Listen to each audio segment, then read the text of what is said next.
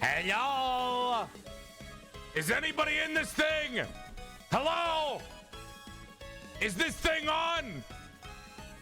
Can you hear me? Fuck, where's the power cord? I don't get technology. What the fuck? Hello? Are there people inside this tiny box? Hello? Fuck. Ma, the CRT ain't working. Ma! She's not here. I'm an adult. I live alone. Welcome to the stream, everybody. Hope you're having a nice night. Thank you for coming by. Big. Why? What the fuck? Hope you're having a nice night. Thank you for coming by. Big love to you, chat. My name is PorcelainMaid, and today I have a very special stream for you guys. Now, as you guys know, we're trying to transition date night into a new name and brand called Porcelain Parlor. Now, Porcelain Parlor isn't technically ready yet because we don't have the logo done, but please forgive me for the weird transitionary period. We're just trying to get everything done, so I'm calling today date night, and I'll probably call the next couple of streams date nights until we get the new logo in, and then it'll be called Porcelain Parlor. Just because the name date night doesn't really make sense anymore. Like I said, I made it the name date night like 2 years ago when every VTuber and their mother was like, oh my god, you're my wife now, you're my wife now, and everything was about fake flirting. But that's kind of like, that's slowed down. We're kind of done with that, so I want to transition over to Porcelain Parlor because it sounds nicer. And we're gonna be bringing on different guests, just like tonight, chat. Tonight we are having a very special guest that is not a VTuber. We have some game devs on for tonight. A really interesting guest to have, especially when mainly I've been having content creators like VTubers and you know, VTuber adjacent fleshy people on. So this is the first start of us bringing on people that are not just VTubers on to Porcelain Parlor / date night, and we get to enjoy some, you know, more nuanced and more interesting topics of discussion rather than, hey, what'd you eat today? So it's gonna be great. I'm really excited to bring them on. This is these two are the developers from a game that has made a large impact on my year, Smushi Come Home. You may remember that it was the very cute mushroom game that we played before I went off to one of the conventions, and everyone in the chat, we would just all held a shared wholesome moment, and it was very lovely, and I thank Smushi for that, and I'm happy to have the developers on because this is going to be a really fun time. So with that being said, don't be shy, feel free to say hi. Go! The faster you say hi, the faster we get started the stream, and the faster we can enjoy our time with the Smushi devs. And while you guys are saying hi, I saw Emma, happy birthday. I hope you have a good birthday today, as well as just a big notification for you guys. This Porcelain Parlor / day night might last around 2 to 3 hours. Afterwards, we are going to be playing a lovely vtuber horror game that my friends made, and that's going to be really fun, so I want to show that off. After the horror game, I don't know if it's going to if the horror game lasts like 4 hours. If it doesn't, we'll go and play some Zelda. But you're getting 3 different things today for stream. It's going to be a very, very long stream today. Not only are you getting the date night with the Smushi devs, but you're also getting the vtuber scary game, and then afterwards you might get some Zelda if we're keeping, you know, the stream going and we still have the view count up at a normal stable rate. So we'll see how that goes. But welcome on in. Big love to you. Thank you for coming by. And as you can see, I'm wearing my low poly model because today we're hanging out with some low poly devs. Anonymous, thank you for the 10 gifted subs. You have a big dick, big heart, and a big wallet. Thank you for the gifted sub to Skeleton Cow as well. Catma, thank you for the 23 months. Mystery Cubes, good to see you again. Thank you for the 8 months. Void Cat, thank you for the sub. Cat, thank you for the 16 months at tier 3, and big love to all of you. Thank you for coming by. Remember, during date nights, I'm probably gonna not see the notifications as much, but afterwards I'll be reading everything off, and you know, everyone will get their little bit of attention from me, okay? All right, with that being said, are you guys ready to start a fucking really cool stream that I'm super excited about? I'm so happy, dude. I'm so excited to bring on people that aren't VTubers for the first time because I feel like this is a really cool, like, it's just really cool. I feel like we're gonna learn something. It feels like it's gonna be an interesting you know, they're just gonna be interesting guests. Hopefully more in the future. We'll bring on more, you know, variety, different content creators, VTubers as well, obviously, artists, musicians, game devs. I want to bring it out and like get more people on that are fun. All right, let's get into it, baby. Follow me, chat. This way. Hey, what did I say? This way. Come on, this way. We're gonna start. You guys following me? Come on. Come on. This way. Follow. Look at my finger. Look at it waggle. This way. This way. To the left. This way. All right, I'm just gonna assume that you're gonna waddle on over here. If you fall down, I'm not picking you up, okay? I just want you to know that. If you fall down, just like crawl over or roll. Roll over like the fucking freaks that you are, okay? Come on.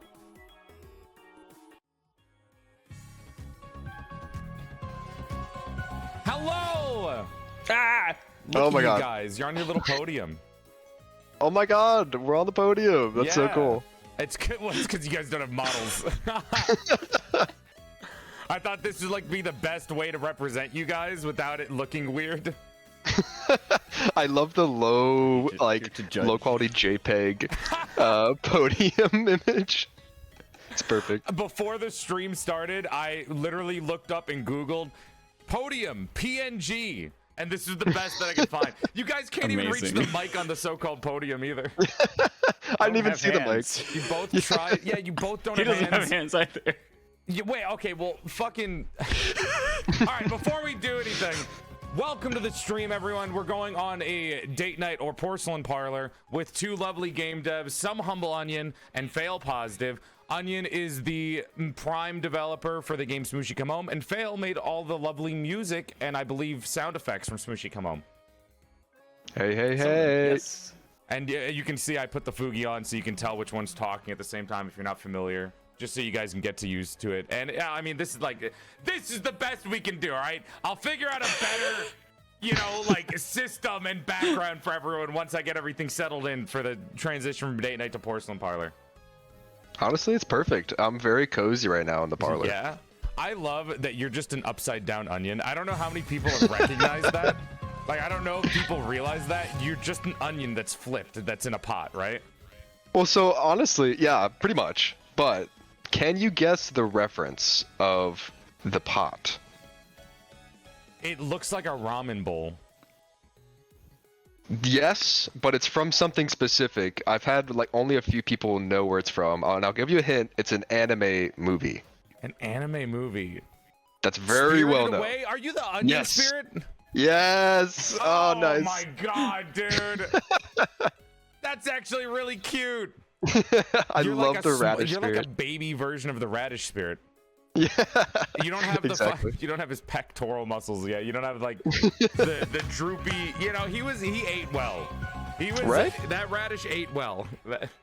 Radish spirit was kind of jacked. He was, yeah. You know what? Under all that, he was definitely jacked. That's actually what the strongest people are in life. It's just like the people that don't look jacked are actually the strongest because they eat well. Exactly. They have the energy. Sumo body is the way to go. But yeah, well, welcome guys. Thank you for coming on. Do you guys want to introduce yourselves more than what I just said, or do you think I was good enough? Yeah, I mean, I guess that was basically pretty solid. I mean, yeah, like I'm Some Humble Onion. You can call me Noah. You can call me Onion, and I'm the creator of Smushi Come Home. And Is that I guess the actual pronunciation? Is it Smushi instead of Smushi? I mean, it's kind of up to you. Some people say Smushi, some people say Smushy. Oh, it works both ways. He doesn't want to give a proper like canon answer. He doesn't want to validate Smushi, anyone. I promise you, it works both ways. Don't worry. You're like Pokemon not giving an exact answer on how like the names are properly said. It's so hard, honestly. Even when we came up with the name, I was like, is it gonna be Smooshy or Smushy? Whatever. It looked. And yeah, then we pretty have much. Fail, who actually did the music that you guys are listening to right now. Oh yeah. What do you mean? Oh yeah. What the fuck? I did do that, didn't I? Yeah, it's great. You also did the music for Giga's Vshoujo debut. Sure did. What a great musician. Fail do be killer. Word? Would you be called a musician? musician, Is there like a composer. different word? Yeah, Composer is what I go. Is, Yeah. Is there a difference between those two words? Composer is the act. Composition is the act of writing music. Musician is playing music generally. So like one will write the song and the notes, and then the other person is just like the guy who fucking plays the guitar or something. Yeah, I do both, so either works. It's just since my work is primarily composing. You know, I was a musician Composer once. works. I bought a broken Till I took guitar. an arrow to the knee. No. I bought a broken guitar. I took one lesson. They gave me homework, and then I stopped. And then I took that broken guitar. I went up on a hill in front of like a highway, and I pretended to play and like lip sync. So when people would walk, like go by in the cars, I would look really cool as like a 12-year-old. Oh my god. Honestly, like, that's yeah. a beautiful story. I would wear like a fucking button-up shirt that isn't buttoned up, and I would wear like a wife beater under it, and I'd be like, yeah, I look so cool right now. I bet everyone riding past in their cars is like looking at me, and they're like, wow, that's a really cool kid. I can picture it now, and it sounds and it looks amazing. That was also during my overweight years, so it was it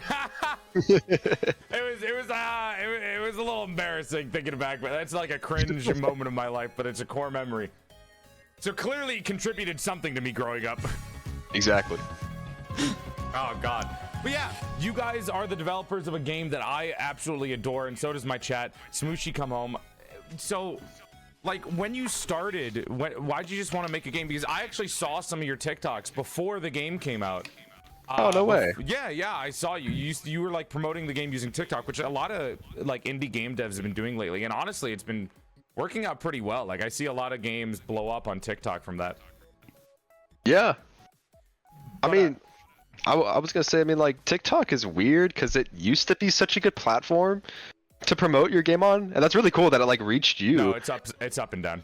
TikTok Yeah, sucks. it's so up and down. Yeah, I'm not even on there anymore. It's just I kind of stopped putting videos out because it's like, okay, this video is gonna get Hey, you know what? You did what you needed to. You got one video to blow up, and then like after that, I saw it, and everyone else saw it. Exactly. But what made you Instagram. want to even like, you know, make Smushi? I mean, it's so many things, honestly, but I guess really to just kind of like boil it down to one main thing was just making games was my passion. And I really wanted to make something that kind of like resonated with myself and I think a lot of other people, which was just like, you know, being brave, being ambitious. And it doesn't really matter how big or small you are, like you can get to your goal. Because for me, before I was working on Smushi, I was working on a different game and I completely fell apart on that game. It just like did not work out. And I like with most projects, right? You start one exactly. and then you're like, I'm gonna go move my inspiration to something else. Pretty much. And I was pretty dedicated to that first game, but it got me like physically sick, like to the point to where I like literally collapsed one night from just not taking care of myself. And be careful with game dev, like game dev, you gotta watch yourself. Dude, artists are fucking freaks. You guys just never like know how to fucking eat food or live life. Jesus Christ. Oh god, tell me about it, Have some man. respect for yourselves. Respect your body, damn it. I did though, I did. Smushi taught me that, because when I moved on from that game, Smushi was like, take your time, be cool, be chill, you know, let's get this thing done and let's make it home.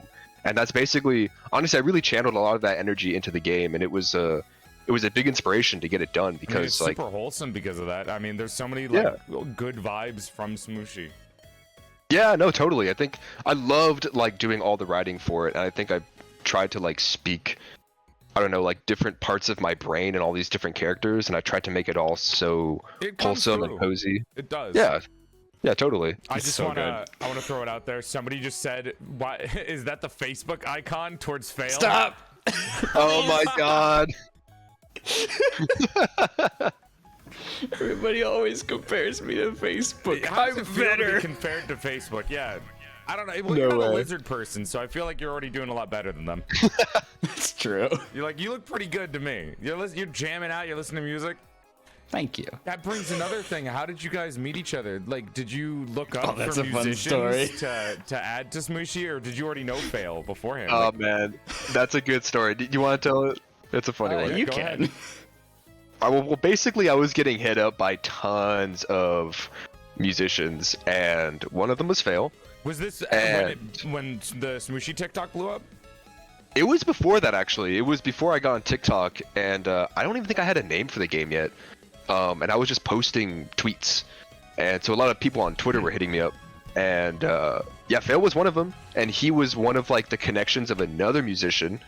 Funny enough, they like recommended Fail to me for some reason, even though like he ended up becoming their biggest competition. Because it kind of came down to like either Fail or him when I was choosing a musician. But imagine anyway. recommending your competition for a job. They were really cool for that, though. To be honest, like they were really cool for that. That's really cool of them. That's really chill of them. What?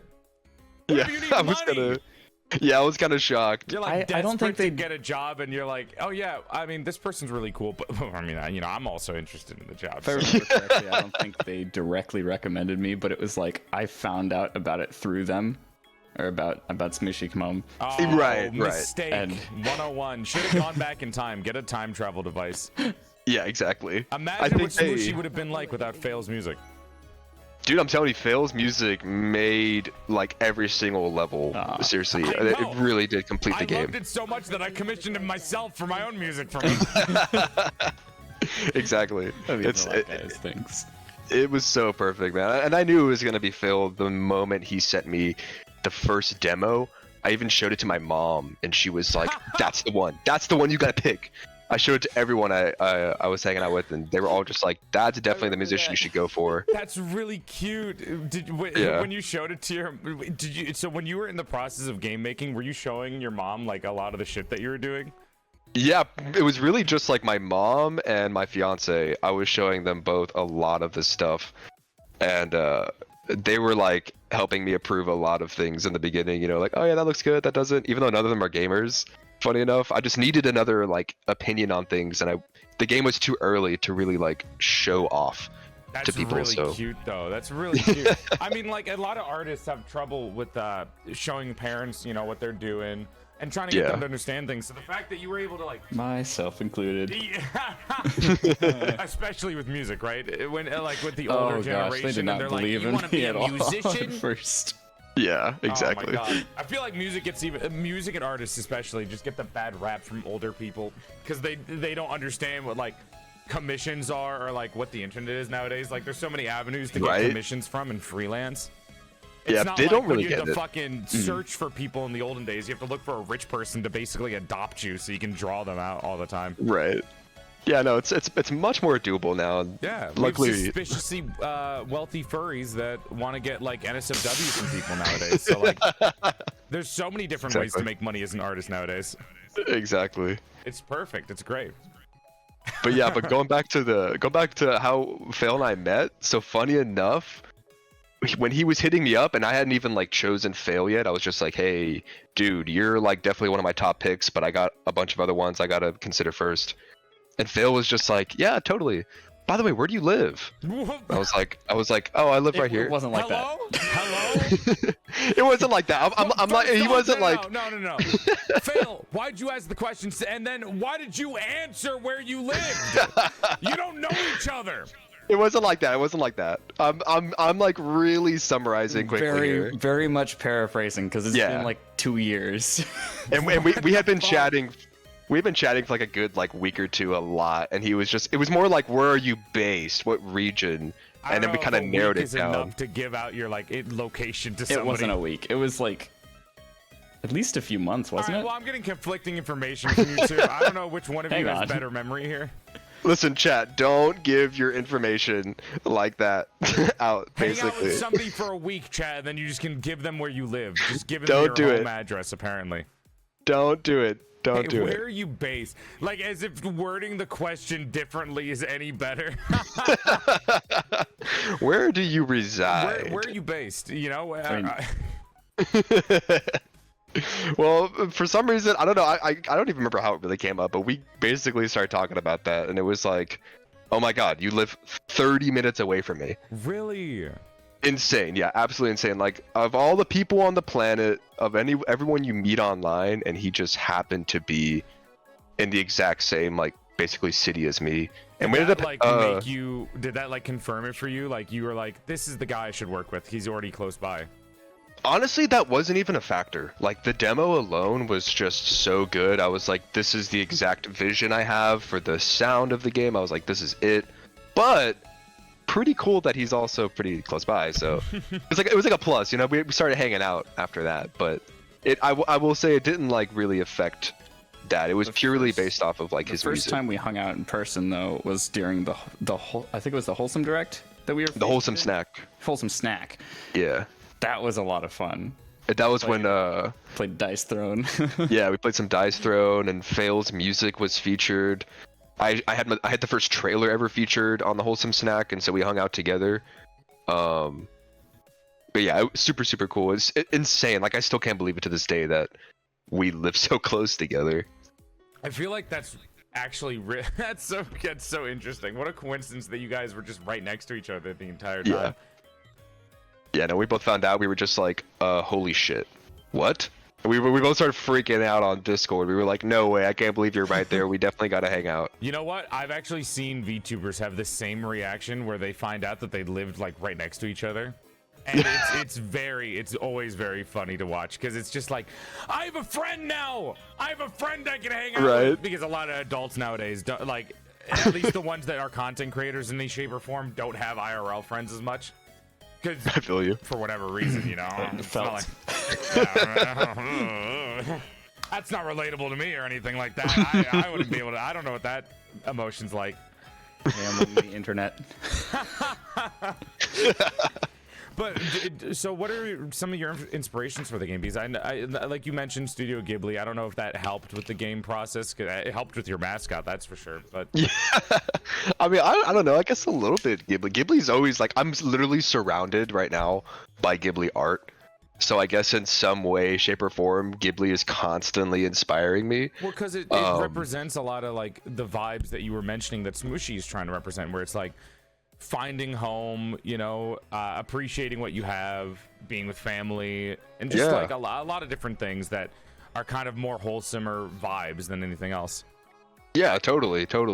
I think if anything, maybe like Spirited Away had some inspiration to it in regards to like the story, but more so like direct inspirations, like things I was constantly thinking about when working on the game, was like Pikmin. Because I'm a huge Pikmin fan. You mentioned that before.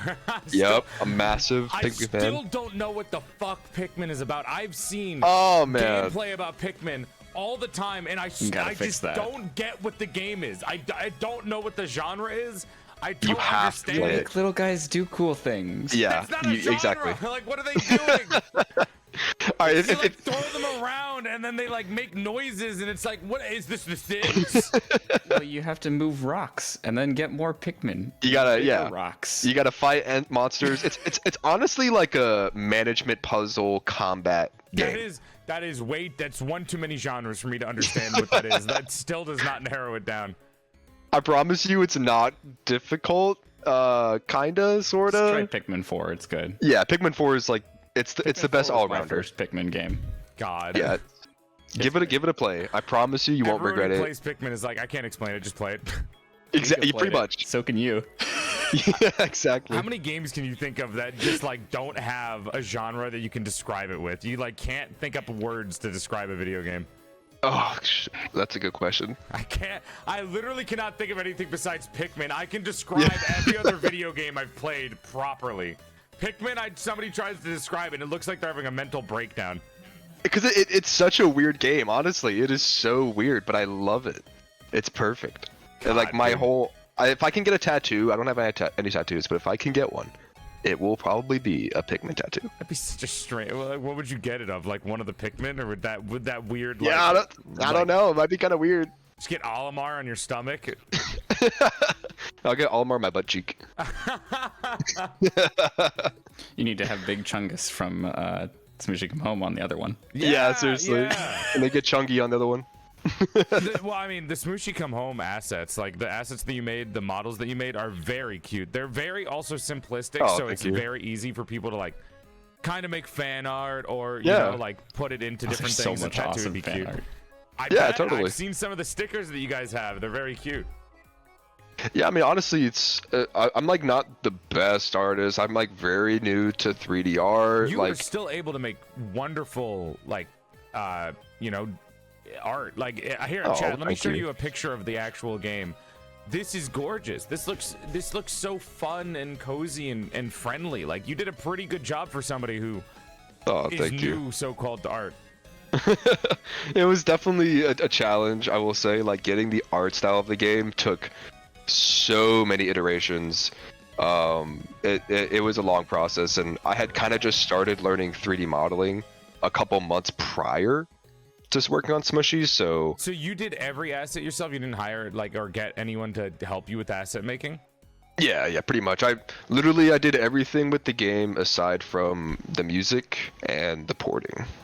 That's impressive. I mean, it takes skill to make something simple that looks good, because like the more Yeah, detailed thank you. something is, the more you can hide your mistakes. But the more simple something is, the more like perfected it has to be good. That's a good way to put it, actually. Yeah, I mean, I think maybe that's why I'm such a big fan of like stylized games over realistic looking Well, they games. Like last I'm not longer, really. too. Yeah, totally. They really age way better. It's like if you look at like an old Call of Duty game versus like an indie game that came out in that same Wind time Waker frame. it's versus like- Call of Duty, which one looks yeah, better nowadays? exactly. That's Perfect. really perfect, the main perfect. argument that a lot of people bring up with Wind Waker with the art style, because originally they didn't like it and then they switched over. But back to the original question, you bring up Pikmin. Mm-hmm. I can describe Smushi, bro. I can't describe Pikmin. Is there any other game that kind of helped? Because I know you mentioned Pikmin. I don't know if you were thinking about Definitely, anything else. Definitely a short hike. I'm sure. Have you heard of that one? Yeah, I actually plan on playing it soon. It is nice. a lovely game. Absolutely lovely game. I've played it so many times. It It's was in one of the that same games. realm of like those shorter like maybe like 1 day really wholesome video games, Yeah. like Little Gator Game, Short Hike, and Smushi. Exactly. Yeah, I think a short hike really started that trend. The developer Adam Robinson he honestly created that genre. They just call them a short hike likes now. And like Really? Little Gator Game, yeah, it's kind of starting to become a thing, I guess. And I feel like Smushi and Little Gator Game are like really and Mail Time are kind of like some of the only few short hike likes right now. And Which is they're kind of nice all to see. honestly lovely. Like by the way, I love when games people that make game genres don't know how to make a genre name, so they'll just name it after the game that started. Metroidvania, I know, right? Souls-likes, Castlevania. yeah, it's crazy. Wait. Oh, Metroidvania was. It's Castlevania and Metroid. Yeah. Just... A short hike, I will say the name's not as catchy as the other ones, but I still like it. It's really not, but we're kind of just rolling with it right now. If anyone in the chat has a better name for the genre, please Little guy let games. us know. Yeah, look. 'Cause every main character is just a little guy. Someone said roguelike. Yeah, that's perfect. Rogue, that's not. Wait, oh yeah, there was a game called Rogue that started it. I forgot about that. Are you serious? Rogue- Is that yeah. where the name came from? Roguelike is based off a video game that was called Rogue, I believe. I'm a fake gamer. I did not know that. I only learned about this recently. I forgot the name. I forgot about the game Rogue. Oh, and I think it was like a text-based game. I don't fully remember. Oh, I think you might be. Yeah, that sounds familiar. Interesting, right? Yeah. That's why game stuff is super like fun to talk about. Yeah, it really goes in depth, honestly. There's so many layers to it, which is why I'm an onion. An onion based off a radish. I know, when I tell people that, they're kind of confused. They're like, wait, wasn't Why that are you character an a onion radish then? spirit? Yeah, why are you an onion? And I'm like, look, just don't worry about it, alright? Actually, Don't worry Fail, about it. I kind of wanted to know about your thought process behind music. So when you made the music for Smushi, were you like, how do you process that? Do you listen to other music to kind of get you into the vibes? A little bit. With the same, similarly to drawing inspiration from other games for the game itself, I draw inspiration from other soundtracks too. One of which being the Short Hike soundtrack.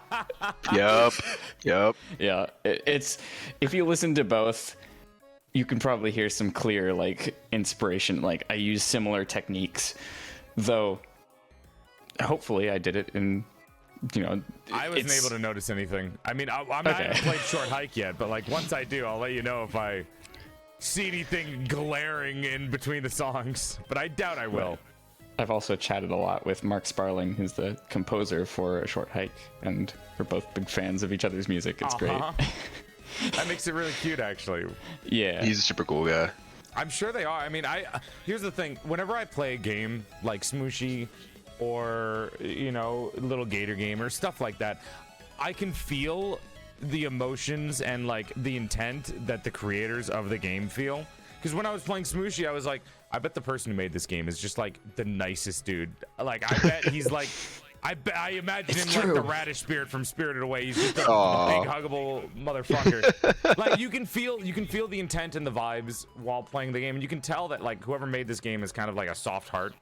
I mean, you kind of have to make a game like Smushi Come Home, you know? Yeah, that's true. That's true. I think that's why I love making and playing games like that. Sentences are in lowercase. There's no capital case anything. That really bothered like one of the playtesters. Funny enough, yeah, I remember, and I took all the feedback from all my playtesters, and I always like really implemented them, and I really appreciate all of them. But that was like one feedback where I remember just looking at it and was like, okay, thanks, but I mean I'm not gonna change that. They were like, it's bothering me that everything's an undercase. You should really fix that. Somebody hasn't spoken to people online before. Yeah, I was like, what do you mean? Somebody doesn't have a friend that's like reposting all those pictures of cats that just have like weird captions on them. Right, exactly. Do not Someone's yell at not on me, the internet. I will cry, like that kind of meme. Someone's not been surfing the web enough. Do not resist the Tumblr text. I miss Tumblr. Oh, do you actually miss Tumblr though? I miss the old Tumblr. Oh man, I used to be on there all the time before Yahoo bought it. Can I say? And Tumblr was made. I don't know if this is unwholesome, but like the only thing I knew about Tumblr was that a bunch of people used it for porn, and I knew you were gonna say that. I literally, I've never seen like wholesome stuff from Tumblr. It's only like funny memes or porn, and I don't think I've ever seen like an art community from Tumblr before. There was a really big game dev and art community on there, but I don't know if that exists that much anymore. But back in the day, it was pretty prominent. But yeah, there was also a ton of porn on there. I did not. Yeah, I would not have. Honestly, I would not have guessed it. I mean, it seems like the place for it, but still. I mean, yeah, there's a lot of. There's the Tumblr sexy man meme too. That didn't really help either. Yeah, from what I've seen, there's actually a lot of the Twitter devs that I follow and stuff, because Twitter is like really the big space for developers, like for Instagram and TikTok. And everything, really. Like nobody really does anything on other social medias as much as Twitter. I think because you like can't interact with your following base as much on like Instagram or TikTok, but on Twitter you can engage with them more. Yeah. And surprisingly, a lot of those people that are on Twitter are also on Tumblr. And they've been on there for a long time. I remember seeing a couple game devs that I follow, and I found out they had Tumblrs, and their Tumblrs are like really well established, and they still post on there. Really? And I tried getting on there with like a new account for Smushi, and it's really hard. It just doesn't pick up like it used to, I think. That's actually really interesting to hear too. I mean, Twitter, I assume, is better for like artists and game devs for a lot of reasons, mainly because not only can you can post more than just like an image, like with Instagram. Instagram's mainly just pictures. Twitter has replies that are easy to see. You can post like images, you can post audio, you can post videos, you can just post text if you want. There's also the retweet function. A lot of other social media websites don't have that. They limit themselves for, I guess, like a brand. They get more of a brand if they limit themselves. I think that makes sense, yeah, and that might be why Twitter kind of like stood out for so long. I mean, because it was just doing it all. Devs too. I've seen Smushi stuff on Twitter too, but that was after that I saw TikTok first. That's really that's so crazy that you saw that TikTok. shout out to TikTok for the reason for why helping I me out actually there. looked up the game and played it was the TikTok. I saw that it was that you posted it. And then a little while later, I was like, oh yeah, what about this game? And then I looked it up. Oh, that's so awesome. I'll never forget that stream. That was really, really fun hanging out with the chat the first time you're playing. Chat was awesome. You were awesome. I was like, this is the best stream I've seen of Smushi. Like, I mean, seriously, it was so much fun. It was really cool to see, like, imagine you're just a regular streamer and you just see the game dev of the game that you're playing pop into your chat. It's pretty fun. It's pretty it's pretty exciting to see. Yeah, it's a lot of fun to hang out, I will say. Fail came in and then Fail was like, yeah, let me go grab the other dev, and then you both were there and I was like, what the fuck? Yeah, since he was busy with like bug fixes and stuff, I was the one who was always finding all of the streams. It was all I did for like 2-3 weeks after release. I was just hanging out. You were going crazy with the streams. I was like, oh my god. Sending Noah clips and yeah, it was great. No, yeah, every now and then Phil would DM me and he'd be like, check this stream out, hop in here if you can. And I usually wouldn't be able to because I was so busy with the bug fixes. But I saw this one, I was like, oh, I definitely gotta jump in here. This looks like a fun one. And I'm really glad I did. It's like one of the most memorable streams for me, seriously. No, that's honestly really sweet to hear. I'm very happy that you guys enjoyed my stream of Smushi. And then that also like led me to, you know, doing its own stream and playing all of it too. Hi Aura, welcome on in. And it was a lovely game to play through, and the fact that my chat and I got to share like such a wholesome moment by playing it, because it was right before I was leaving to a con, and I'm not somebody who goes outside that much, so it was like an emotional time for me. Playing through Smushi, coming home and finding his family again was just like so emotional. It was so nice. Oh, I'm so glad. I mean, that's real. I love hearing that. I love it when people fully beat the game and they get Smushi home and they just kind of feel something from that. I think a lot of people don't finish games these days. Like, I know I personally have a hard time finishing. It was. Yeah. It only took me 8 hours to complete like everything and get all the costumes, which was great, and all the achievements, and I love that. Exactly, and that's why I love a short hike, because it got me into those types of games where I was like, oh my god, I was able to beat this game, and it was so fun, and I didn't have to spend 30 hours, and actually, I really enjoy that. And I want to make a game that's like that now, where people can beat it in one sitting and have that sense of accomplishment and get the full message of the game, because really like 20% of players actually beat those 60-hour games and stuff like that, you know, and that kind of sucks. Like, I pour my heart and soul into this. I want people to see the end of it. That was my problem with Baldur's Gate. Fantastic game, but there was too much content and I felt overwhelmed, so I just uninstalled it. Really? I was actually thinking about getting it when it goes on sale. So would you? You should. It is a wonderful game, and it is definitely deserving of being Game of the Year. Like, it is. There's so much content for a $60 game, and there's no DLC. There's no like downloadable anything. It's all there. Right. It's what a lot of AAA game devs should be most of the time. It's just beautiful. I personally couldn't finish it. But that's only because I'm a streamer and I have brain rot where I can't play, like I can't put too much time into one singular game that I'm not making content out of. Yeah, no, that makes sense. Maybe that's my issue too. I have a hard time just sinking all those hours into one single game. ADHD. That could be it too. Keep my attention. That could be it too. You know, it's probably ADHD. I think a lot of people have ADHD, honestly. Right. I mean, chat, what do you prefer? Do you guys like the smaller games? Do you guys like short ones? Because I mean, I don't know, maybe if I wasn't a streamer and I came home from like a normal 9 to 5 job, maybe those longer content games would be a little bit better for me, because I can kill more time and enjoy that more than if I'm playing a short game. Yeah, that's kind of how I think that's kind of how I feel with shorter games. And I mean, I don't have a 9 to 5. Luckily, like I'm able to I'm a game dev full time, but even then it's like working on a game all day, and then the last thing I want to do is jump into like a 50-60 hour campaign. Yeah. If I do want a game, it's like a short experience, or maybe a game that just doesn't end, like roguelites. I mean, those are my personal favorite, is roguelikes. Yeah. But then there's also like, it's perfect for me as a streamer because I can do stuff within 2 streams. Because I remember I got trapped into Elden Ring for like 40 streams, and I was Oh just my like, god. I just spent 200 gosh. hours of my content on this. Oh my god. It sucks Yeah, because Elden you Ring is need to crazy. finish the game, and you just like kind of sit there and you see as like the view count slowly drops every stream because people are sick of you streaming the same thing. What a trouble. Yeah. The open world games that don't like overstay their welcome. I think Zelda. God of War 2018 and the Ragnarok one are both good examples of that. So are Breath of the Wild and Tears of the Kingdom. Because you can Yep. choose when to end them. Like you don't Exactly. have to Yep. do all the. You might not even find all the side content honestly in some of those games. Yeah, exactly. Some of the That's- like Zelda games have such obscure side content you might just never see it. Oh my god. That's true. Yeah. I still have to finish Tears of the Kingdom. I'm grinding through it right now. Every night on after these types of streams, I'm just kind of like, all right, chat, the fun stream is gone.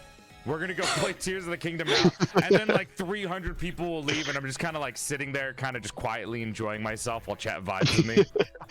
That's such a good vibe, though. Honestly, It is That's how nice. it It's be. very comfortable. I know have to there's a start couple it people still. that love that.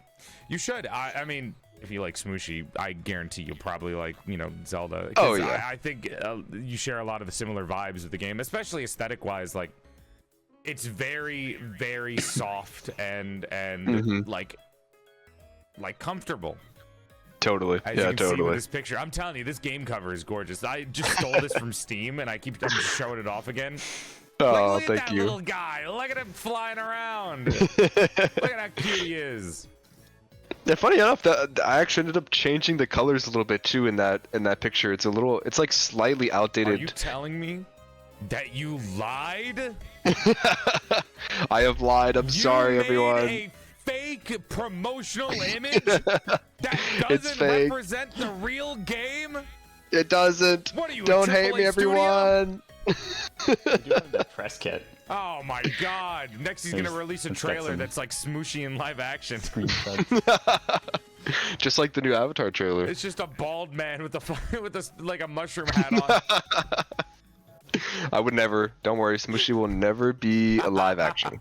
Can you I imagine promise. Mr. Clean wearing a mushroom hat and that's Smushi? He just has like a slightly longer nose. Oh god. Don't worry, we won't let it happen. I promise. I own the IP. I won't allow it. Thank God. We're already disappointed about hearing about Zelda live action. Did you? Notice Oh when my you- god, is when that you- true? Oh, Yeah, I fail? did you notice when you played the game that the little feet wiggle? I did. Wait, what? I When did you- not Oh, when you're notice that. gliding. The feet When you're wiggle? when you're floating, the feet go back and forth. Oh, that's adorable.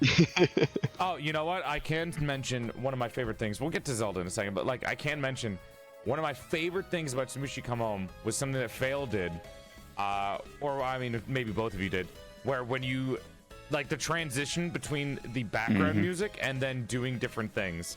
So like maybe you're flying down or you're floating using the leaf glider, and then the music will slowly transition and add like another chord progression through it. I could dive into that a little bit if you want. Please do. I loved that. You heard me gushing about it when you first came in.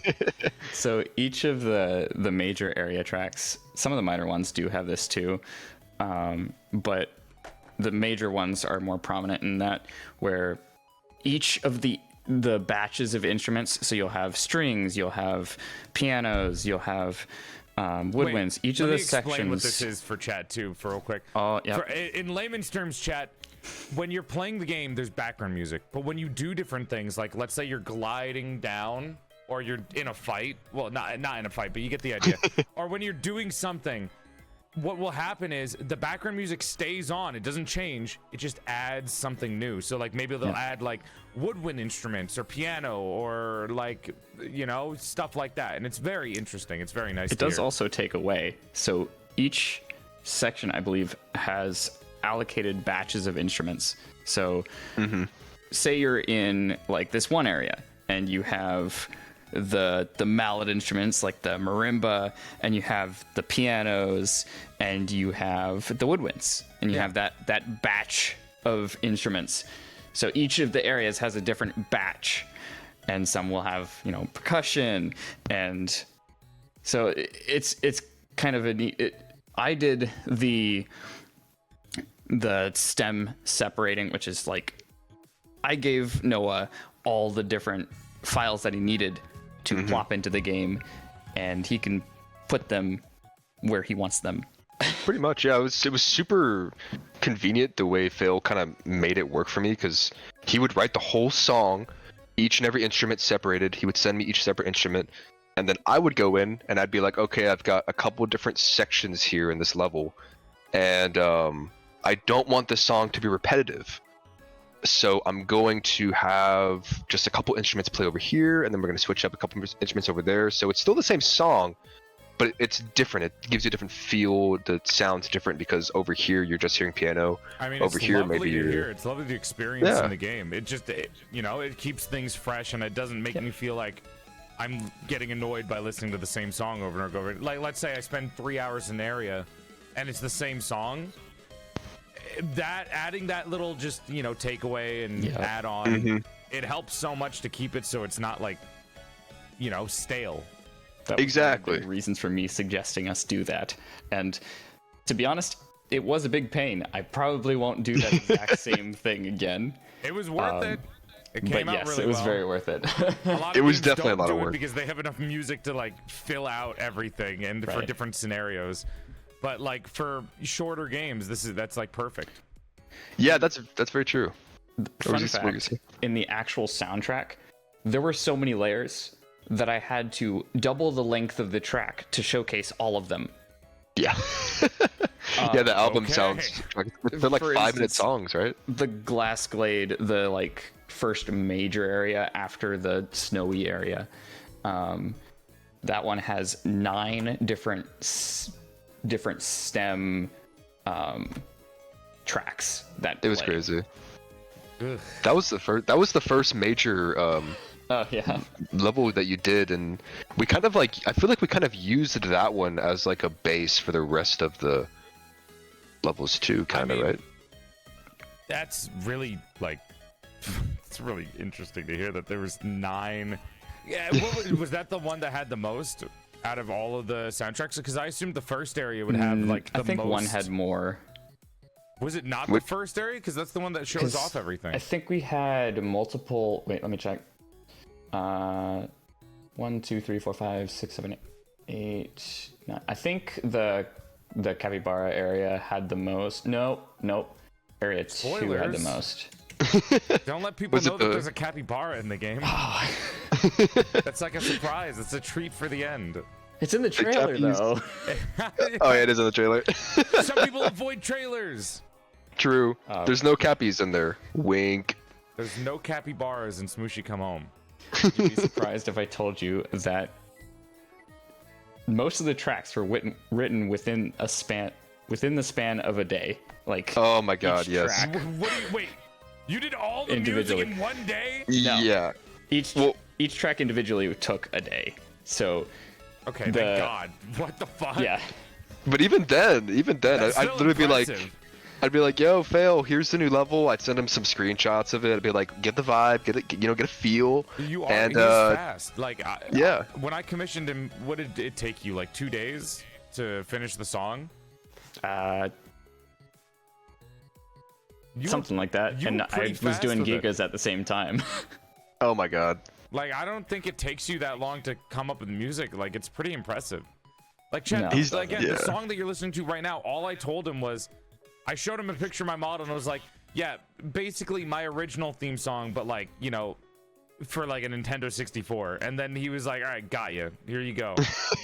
2 days He just later. knows what to do. It's crazy. That's really fast. Yeah, I would always be did- so surprised. When we did that first trailer, not the release one, but the one we did before that. The wholesome snack one? Maybe. The one that took me like what 3-4 hours after. Oh yeah. I was like, okay, here's the footage, here's the trailer. Take your time, we've got a while till we have to submit this trailer. And it was like a couple hours later, he was like, done. No, I'm getting it done now. Yeah, I was like, dude, I'm not even ready to put this in yet, but all right, let's get it going. This was fast. And it was the same thing. It was honestly the same thing with the music level, with the level music too. I would be so surprised with how quickly he'd finish it. I'd be like, take your time, give yourself a week if you got to. It's all good. And he'd be like, "Oh, here you go. Here's all 9 instruments." And I'd be like, "Oh my god, He's that like was the a artist day." at 3 a.m. meme, except 3 a.m. is all day for him. You have that 3 Exactly. You've managed to capture that 3 a.m. inspiration into a bottle, and now you just are like, you're inspired throughout the entire day to be able to I get can't things stay done. up until 3 a.m. I don't think I've ever done that. That's why you captured the bottle. You captured lightning in a bottle. Exactly. Actually cheating, dude. That's impossible. I can, like, I get inspiration to draw every 6 months at like 7 a.m. and then I'll just draw something and then I'm gone for the next 7 months. That's another thing too, though. Inspiration isn't always there. So sometimes I'll go several days without writing something and then get everything done in one day. Do you feel like it's just your how it songs flows. without inspiration are not as good as the ones that you have when you do have inspiration? Or do you think you can still if I work force at a it, level it's not that's nearly as good.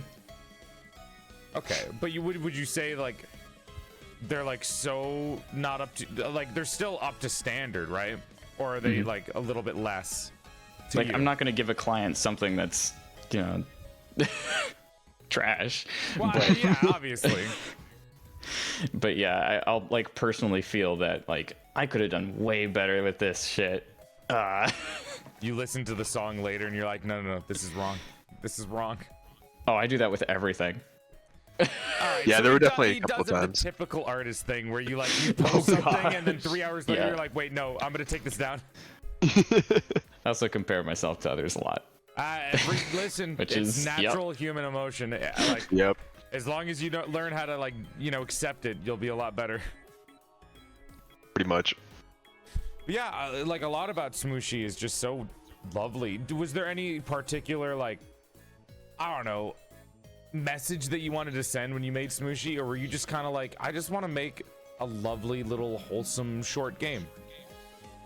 You know, honestly, there really wasn't like one main message I was trying to send. It was more like what you just said was perfect, really. I really just wanted to make like a small little wholesome game. Message comes afterwards, after you make the game, I guess. Yeah, pretty You much. did literally send a message in the game. That's true. And If that you beat the game, you'll get to see it. that's true. And that one's definitely more of a direct message, and it's not like the message of the whole game necessarily, but it's just something I wanted the players to hear. I feel like some people need to hear that in their lives. Yeah. And it's I know it's like kind of cheesy talking about like don't give up, keep following your dream, don't ever back down, but it's anything really can be true. cheesy out of the moment, but if you're having a moment, if you're feeling emotional and sentimental, any kind of message that may sound cheesy otherwise would be really good in those kinds of moments. Yeah, it's so Like, true. It hearing really does now matter. will be like, oh, it's cheesy, but in the moment I was leaving, I was having a sentimental moment leaving because I had to leave and go out to a convention and I was gonna miss my chat, but because I was sentimental at the time, the message hit, like it struck a lot harder. Right. And Yeah, that's just totally. how that kind of thing works. I mean, cheesy just means you're out of the sentiment at the moment when you call it that. That's true. Yeah, no, I think it definitely depends on the moment, and I think a lot of people that are playing Smushi, at least the ones that like would reach out to me personally and tell me like, hey, that message really hit home for me. It's like you were saying, they were kind of in like that spot in their lives where they needed to hear that, and it just really impacted them. And again, I think the whole game really kind of has like little messages here and there. And there's like an overall theme of like, don't give up, keep going, keep pushing, be there for your family. Wait, but I just got a Windows message and it's freaking me out. I don't know what Oh my God. disconnected. Oh no, What just happened? What disconnected?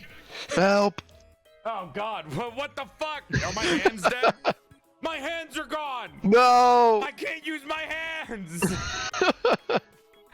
You've been They disarmed. took my hands, guys. Chat, save the hands. You just make a pun. Don't make a pun at my expense. I can't help it. Oh, at the same time you get raided. Paulette, thank you for the raid. Welcome to the stream, Raiders. My name is PorcelainMaid. I used to be a sexy sack of man meat before I died and my soul got trapped inside the body of a sexier female doll. I give you a curtsy out of courtesy as best as I can with my hands being, tied behind my You back. can't do the thing. Wait. No, I have it. And it's rigged. It's rigged.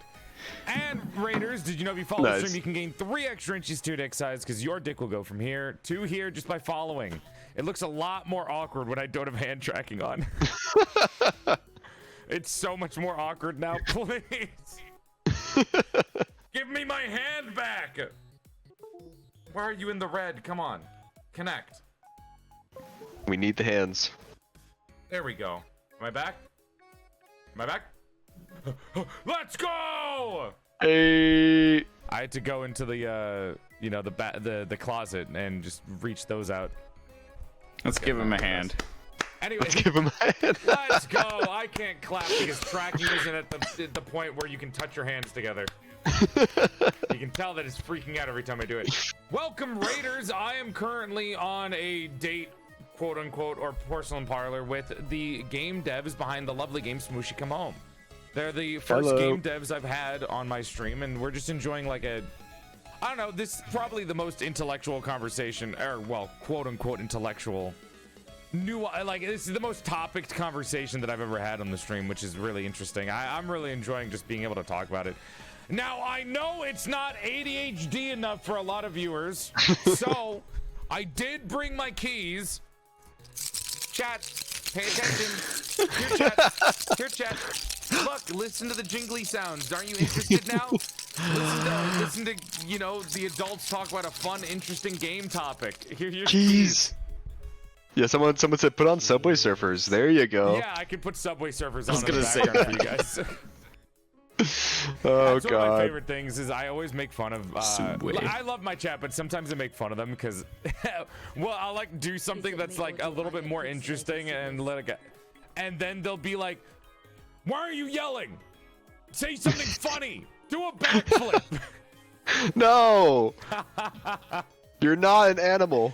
I will say it's only there's only like 200 people that do that, and then the rest of my viewers generally are pretty like, they're like, you know, like actual fucking mature people that can just listen to fun, like more interesting topics without, you know, feeling the need to run away.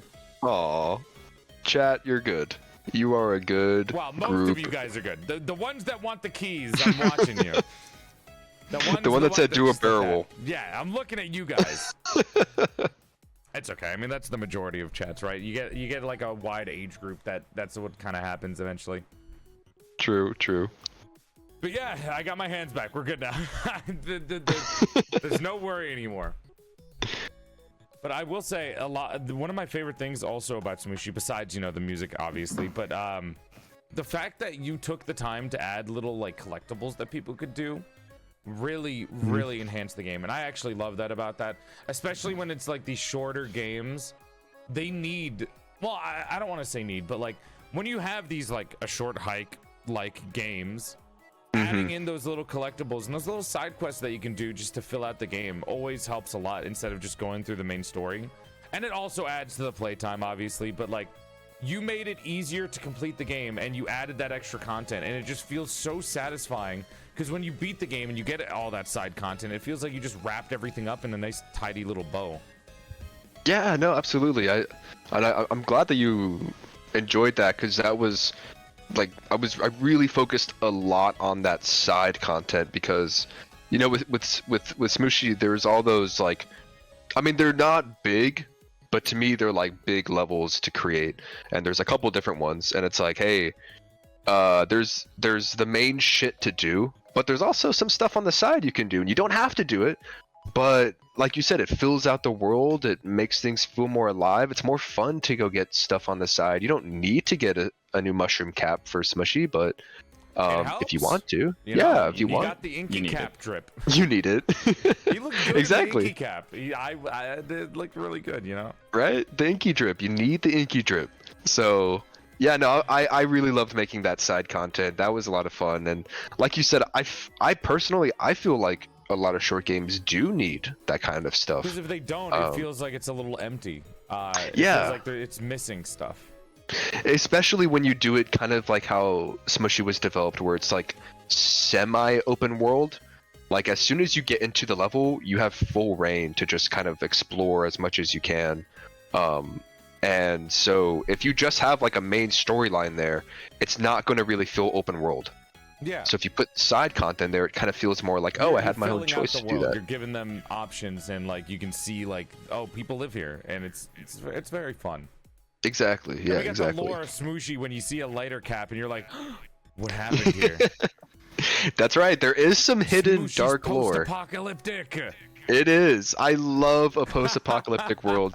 Pikmin is post-apocalyptic. You know, Is it? there's. Yeah, it is. The more I'm learning about Pikmin, the more confused I'm getting. Now it's suddenly, now we're gonna tap on the post-apocalyptic genre to fucking Pikmin. Yeah, exactly. Jesus Christ, dude. I feel like people can do. Just to play it. What isn't Pikmin? What genre isn't Pikmin at this point? Honestly, yeah. At this Next point, you're I gonna could tell even me it's classify it related as to horror. Mahjong in some way. Pikmin is related to Cthulhu. Oh my god. The Pikmin are eldritch? That explains like a lot about the art style of that game. Yeah. A lot of weird creatures in there. Exactly. Yeah, and I love like post-apocalyptic stuff though, and I love it when they kind of transform it into like a cutesy way, like Pikmin or even Adventure Time. Dark Souls. Like Adventure Time is Dark Souls. But yeah, I love that kind of stuff. So that's why I was like, not Pikmin. Oh god, Smushi. I was like, it's gonna be based around a similar environment that like Pikmin had, where it's like, hey, you can kind of tell humans used to be here, but you're tiny, and humans are clearly not here, and there are these other sentient beings. So what's going on, you know? So there's a little hidden lore there. I don't know if I'm gonna really ever explain it fully. I think it's better I'm... to leave it ambiguous. It makes it more interesting for people to theory craft. I think so too, yeah, and I love hearing what people have to think about it. Yeah. I did the same thing with my VTuber lore, where I just don't explain anything and I don't have any words in the actual lore, because it's more fun to leave it for other people to try to think about. Exactly. I love the mystery. I mean, I call that Souls-like storytelling, where you just don't explain anything, and when you come into the story, everything already happened, so you're just like late to the party. Exactly. Also, like, that gives you the freedom to, if someone comes up with like a good theory that you like, you can be like, I'm just gonna stick that's on what that. happened. That's my headcanon, that's real. Right? Like, oh wow, how'd you know? You guessed it right. Glad I thought of it. It's fun. It's really fun. I like, not only with Smushi coming after, in my lore, I'm just some like random asshole that gets inside of this doll body, but the doll body has its own complete lore that you can try to like guess through world building in the backgrounds. It just, yeah, right? Like, it's more fun. It's more fun that way, and I feel like it gives people more free range to, you know, think and enjoy the lore through like thinking about it rather than just being told what everything is. Exactly. I think it's better to let the imagination run with the player, or, you know, the audience.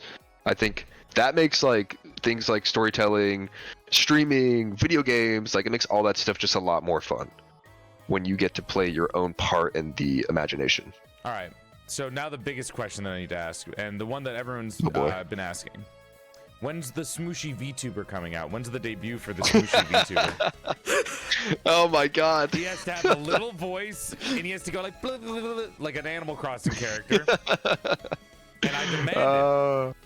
The Smushi VTuber. You know, if I ever do get into streaming, I will definitely make that. Like, You just take the the actual character model of Smushi and you just like slightly rig it so it can move around. it'd probably be super easy because Smushi's already, yeah, like you said, there's already the model. It's already rigged. Mouth because he doesn't have a mouth. Exactly. Just like a little head bop, and boom, you're done. Animate the legs. There you go. Smushi busting it down in the VR chat. Yeah, exactly. Oh god, dude. We need that, like, you know, the little GIF with the dancing cat. Which We one? need that, but it's the one Is it that's the like, vibe Oh, one the where he's, disco? like, vibing, like back yes, and that. forth? Oh, I love The that one one. that, yeah, it's like, I don't know That what one, in the chat. track it is. It's the one. Cat Jam. Cat Jam. It's the Cat Jam emote, right? No, not that one. It's the cat dancing on the floor. Oh, I think Like I know what you're talking about. busting it down dancing? Uh, I'm gonna send it in the Discord. Is it that one? Or that one? no. Not the happy. I love that one. Happy, happy, happy. Is it that one? But with like disco over it? You've lost. Find it. I've seen it like. You cannot, that's like finding a Everywhere. needle in a haystack. You cannot find one singular cat meme in a sea of cat memes. Of cat memes. It's not gonna work. I'm just sending all the cat memes I've got. You can't pinpoint one singular cat meme. But yes, I agree. Whichever cat emoji you are thinking of, we need a Smushi version of that. You guys should just make Smushi into different memes. Honestly, that's a good idea. I mean, a lot of We've the got- memes that people do will just redraw like previous memes, but with the new character over it. True. We've got quite a lot of memed Smushi GIFs The and breakdance one. Oh wait, Break what it. was that? Oh god, there was a character in Smushi that was like just this weird old man. I don't remember if he had a butt, but like he was just like he just I wanted found to it. dance all the time. This one. Hi box. Oh, you found it? oh, that's What- hilarious. What is this? This is not even a real cat. This is That's not The real. Sims. That's not. I What didn't is know what this? it was. This is so obscure. just remembered it. I've never seen this. I've never seen it either, but I kind of love it. Here, That's chat. what I was imagining, but replaced with With Smushi. Here They you have go. that. They have that. Wait, That no, website. this isn't even There a it cat is. meme. This is a fucking regular meme that everyone. This is a fucking meme format, and then you just found one with a cat in it. You just found a meme format. See, everyone knows it. No, they know the format. They don't know the exact cat. Come on. That's the original? There's no way that's the original. What? That's Is the it really? original one? Pretty sure. I refuse to believe. This feels like a meme that should have existed years ago, like early 20. I refuse to Right. believe this is the original. I do All like I that is do- one of my favorite cats is Rupert. It's just like that in the chat. You can see him. He's just a cat that like spins. I strive my to be as God. cool as that cat. He's just a little loaf. His name is Rupert. A loaf. Oh wait, let me show you my favorite chat. Chat post strong cat or strong Joel. Here, I use this. Oh, it's everywhere. actually in the game. That one. Oh. It's I like such a that. vibe that represents me. I feel like you should make a Smushi one where he's just standing with his arms at his side. Mom said it's my turn on the Xbox. Actually, there's kind of one like that here. I'll post it Yeah, show it, show it. in the Discord. That was like one of the first emojis I made for the server. Oh my The, god. Did you think Smushi would reach the? I mean, it's not AAA game, but did you think that it would reach like the level that it is now? Because I feel like you guys have been doing really great. You're almost at 1,000 overwhelmingly positive reviews on Steam. I remember Yeah, when we we've first played it, we were at like under 500, and you guys like have just been growing since. Pretty much. I mean, I think it's now sold over like 33,000 copies, which is like Wow. fucking insane. I mean, I never thought it would reach, like, my goal was like 10K, you know, I and hope that, you know, I hope that you've made the profit to be able to like do more games now. oh yeah, it's 100% been life-changing. Like, I quit my job to pursue this dream. And I'm glad it's And- working out.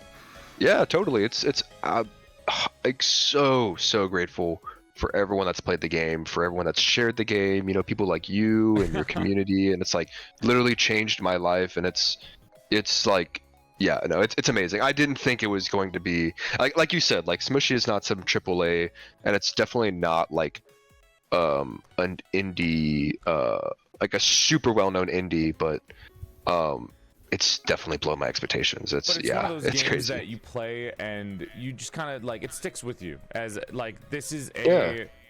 polished and it's a lovely little bundle that wraps itself up very neatly. Yeah, And totally. it may not be something that you go back to unless you're a speedrunner, but it's something that exactly. sticks with you and you're super happy to like talk about it and enjoy it. Yeah, exactly. It's definitely not like a game that you're going to be replaying over and over again, but yeah. Chat, how many times did I buy this game for other people? I bought 8 copies of Smushi.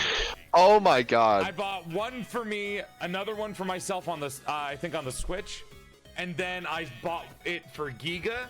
I gave it to Zentrea. I gave it to like a couple of different VTubers to try out. Oh like my 7 pizzas god. right there. I bought it for like 7 VTubers. You are a legend. We need to get Joel is legend in the chat.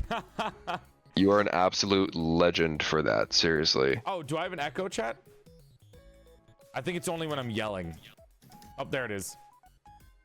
It's okay. I think one of you's listening with that, like on a speaker, right? Oh. Are you on I've got my headphones speaker? on. Oh, that might be me. Are you on a I'm not listening on a speaker. You're the you're literally the music person. Get him. You're I'm not listening on a speaker. I'm not listening with a speaker. It's open back headphones. What the fuck it's is an probably- open back headphone? What is that? Headphones that aren't fully closed. So Why? they have, What is the reason for that? well, they just have room to breathe in the back of it. Well, just It's learn still how got to a breathe back. through your mouth instead of through your ears. You don't need open back headphones. This is news to me. It's always the audio person that's got some weird shit that's fucking it up for everyone else. I'm telling you. Is it really that bad? I don't think so. Chad, is it bad? Okay. I'm just giving you a hard time. It's not that bad. And then besides, the echo only happens when I'm like really loud anyways. It's because I have my mic close to my headphones. No, it's because I'm loud.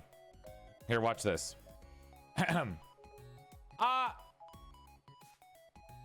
Maybe Dude. it was a little loud. I didn't want to break your ears, you know. I don't want to go top of my lungs, all right? I can get pretty loud, as my chat may know.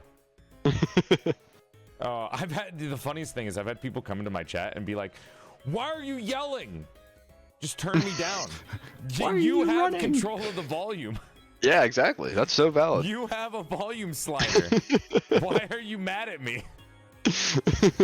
You don't have to listen to me yell." Personally, when I came into your stream for the first time and I heard you yelling, I was like, this is fantastic. Yeah. You know, it's the Let me turn it up. ADHD-addled brain. Loud equals funny for a lot of people. Right? I was like, let me turn that up.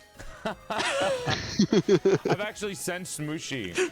I think Smushi was one of the catalysts for me to start doing more streams, being less loud, quote unquote. Oh my god, no way. Yeah. I've chilled out a lot more. Like I've been doing a lot more streams where I'm not yelling as much anymore. Well, I don't really yell. I elevate and project my voice more than that. But before it was like constantly loud, and now you'll see me play games like Tears of the Kingdom, and I'll just be like kind of quiet. I'll just kind of be more chill and vibe.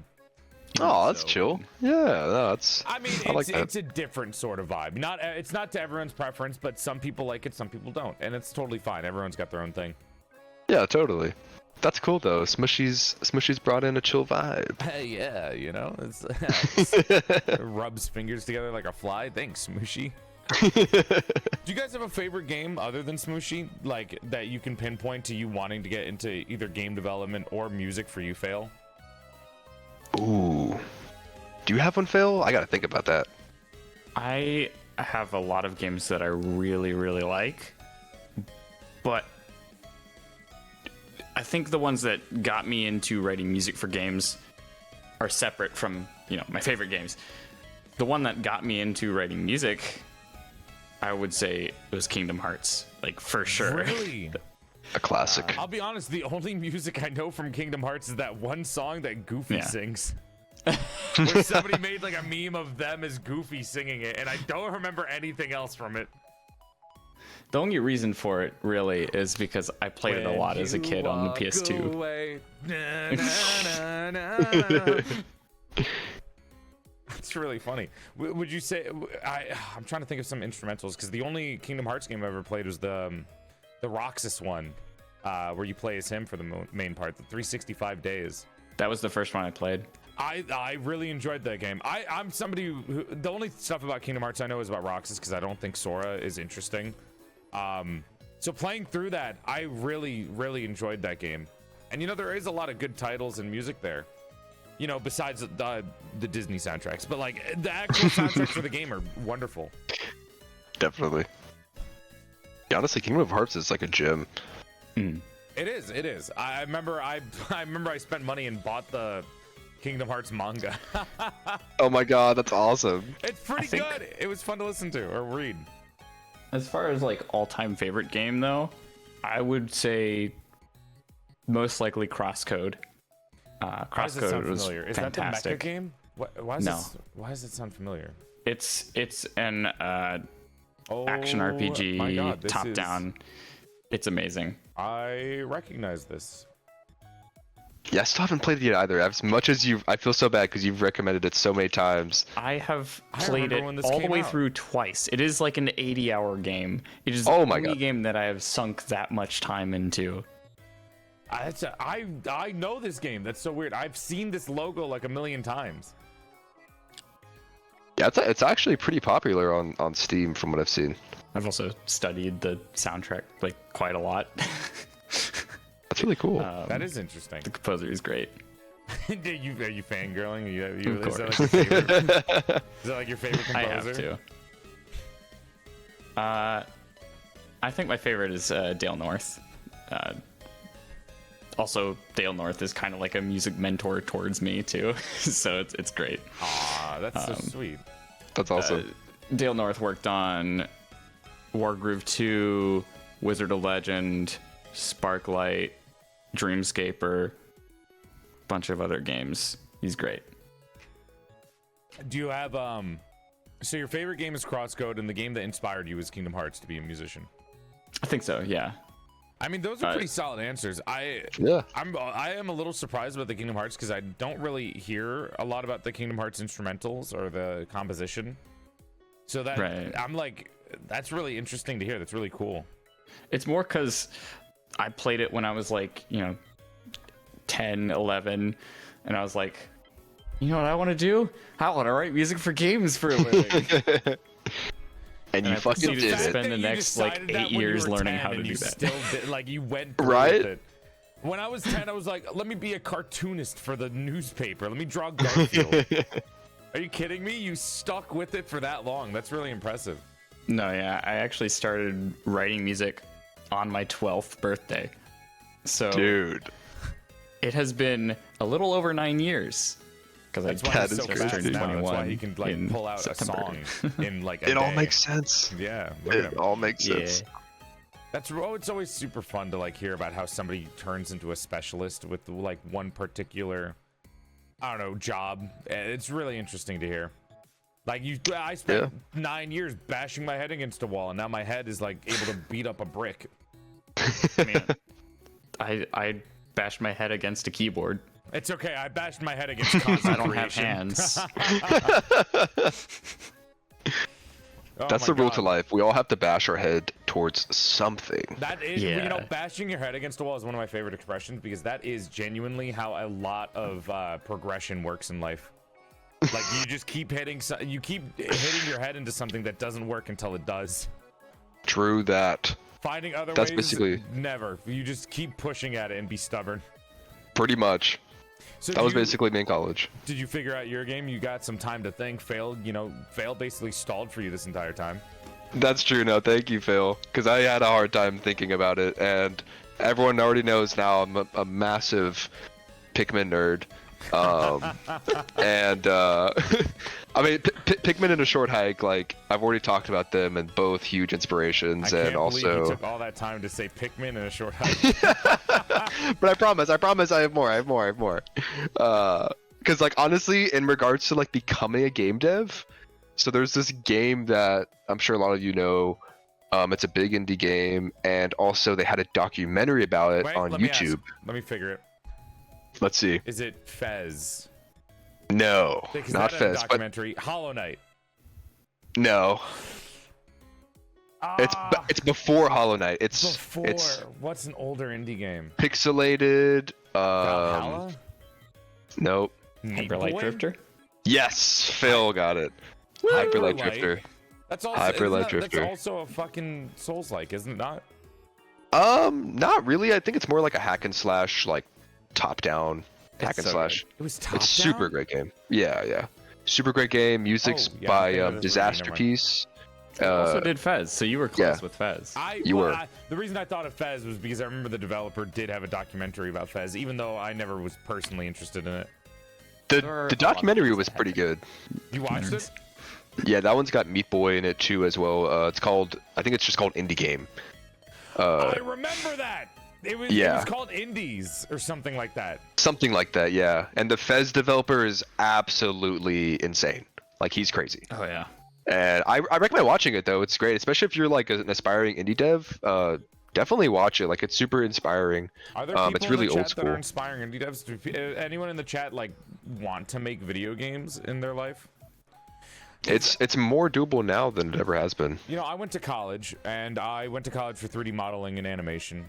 And I remember they forced me to take a game design course. Mm-hmm. And the first thing the teacher said to everyone in the game design course was, "Stop. Get out of this. Get out. Get out of the game design like program and go specialize, or else you will not get a job." And hearing that, I was like, you are the teacher. You can't be saying that to people. Why offer the course if you're gonna be like, no, don't go into game design. Yeah. Oh my god.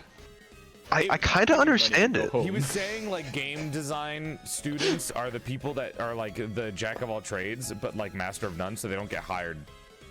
Yeah, honestly, that's very true. And I feel like this is just me. I've only been working in the industry for a few years now that and I guess really only like a couple months if you consider now that like the game's been published. But like, when you think about it, game design is like how most indie developers are, because they need to be able to do everything. So like it would make sense to be in game design if you're, you know, an aspiring indie dev instead of trying to get into a AAA job.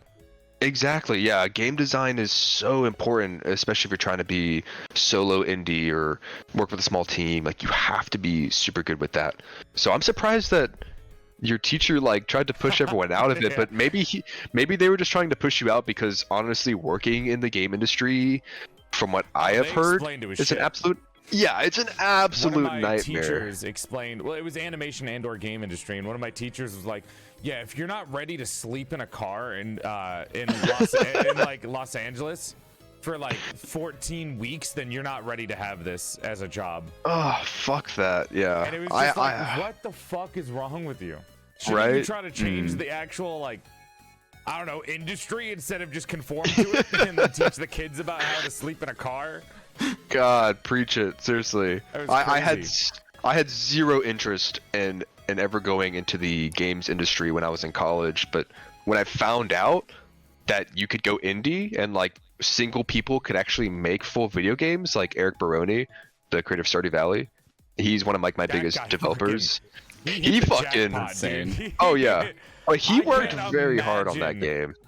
Like, okay, I don't want to feel like this might be inappropriate, but I cannot imagine the amount of wealth he has gained from making Stardew Valley. Oh man, he has made so much fucking money. Popular games, and he was the only one who worked on it, right? I don't think he had anyone else help him.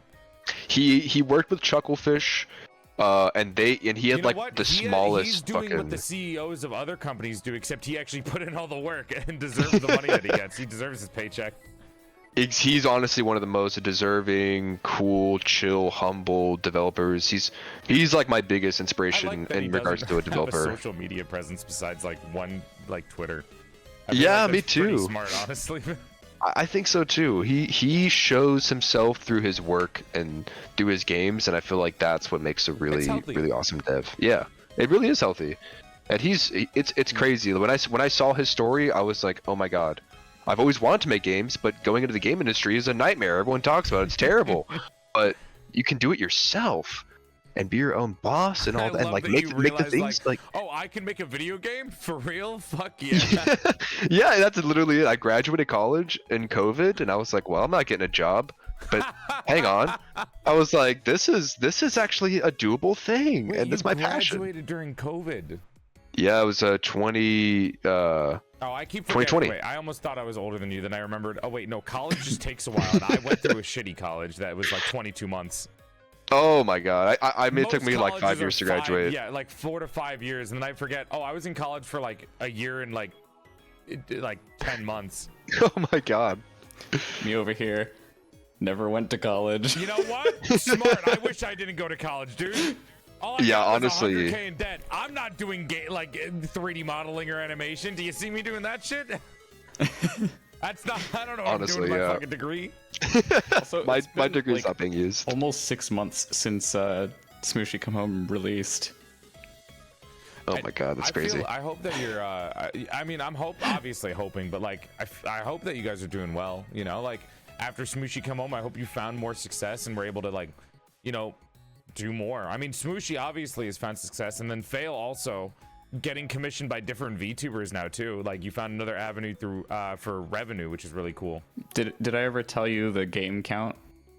What do you mean like, the game count? The count of how many games I work on.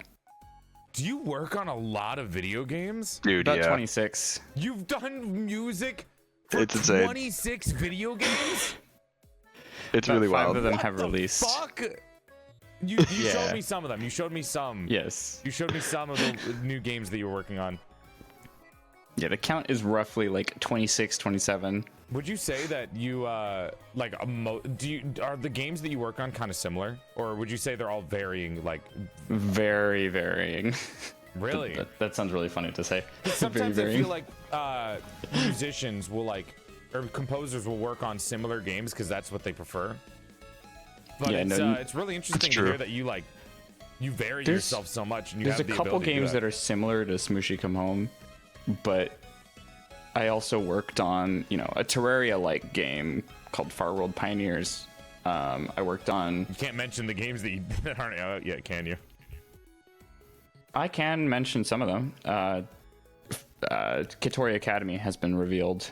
That one did well on Kickstarter. That one I'm getting to do like lots of orchestral stuff for, really getting the shine in that side of things. It's so much fun. Oh, That's gonna be a big game. This is an interesting question. What are the two most polar opposite video games that you've composed for?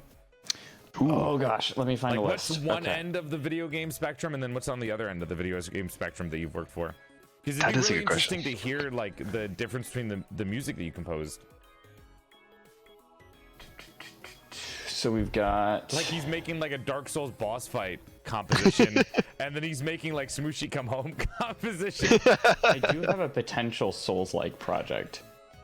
Those are. I'll tell you right now. but- Some of my favorite games are the Souls likes and like Rogue-esque games. I'm trying to get into Souls likes. Like I want to play You Elden like Ring now Dark that I have Souls if time. you like the way the storytelling is, because the storytelling in Dark Souls is literally, hey, everything happened. We're not gonna tell you shit. You can kind of figure it out through like reading descriptions of obscure objects. But like you're Oh, just some God. dude, you're just some asshole that came in after everything else, and that's it. Well, to be fair, I played the first Dark Souls and I got bodied by the first boss, and I never played again. Here's the thing, right? Dark Souls is, everyone calls it difficult. It's what you choose your own difficulty, because there are so many ways to make the game easy for you, like leveling up, choosing different weapons, leveling up the Right. weapons.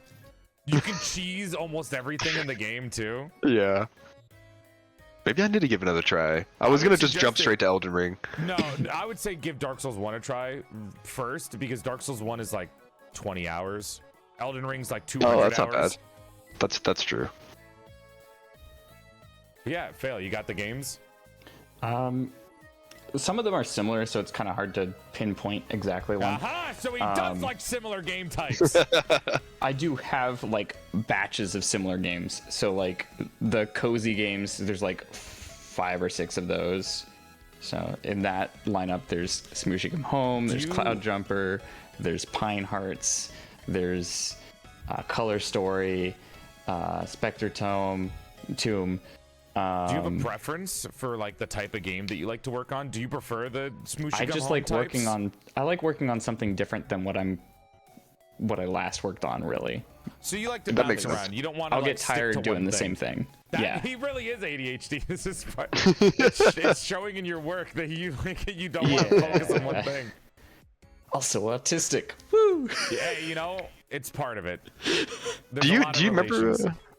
Phil, do you remember when you were working on the soundtrack for Smushi? Weren't you also doing like mostly other cozy games, right? Yeah. I feel like I remember you talking about you Now he's being gonna like start working burnt on, like, out. a Doom-like game. He's sick of it. He wants to go into a fucking rampage. I remember him like working on some more combat focused games after like that huge wave of cozy work you had to do, and it was like you were so excited, and I was like, I can feel the excitement in this music because it's you were literally definitely like when you see something so cute and you want to punch a hole in the wall. You're like, all right, I'm done.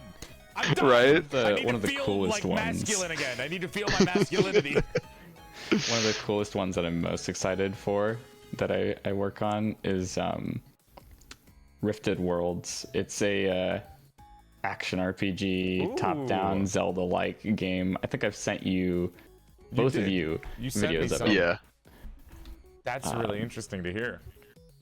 I believe That's there are gonna be a like, good one. posts on Twitter about it, and I've shared some of the music so far. You did. You If you sent me some follow of the me, music, right? you'll see some of the posts. But yeah, You sent me some of the soundtracks, and it was really cool. thank you. Yeah, it's one of my favorites to work on at the moment.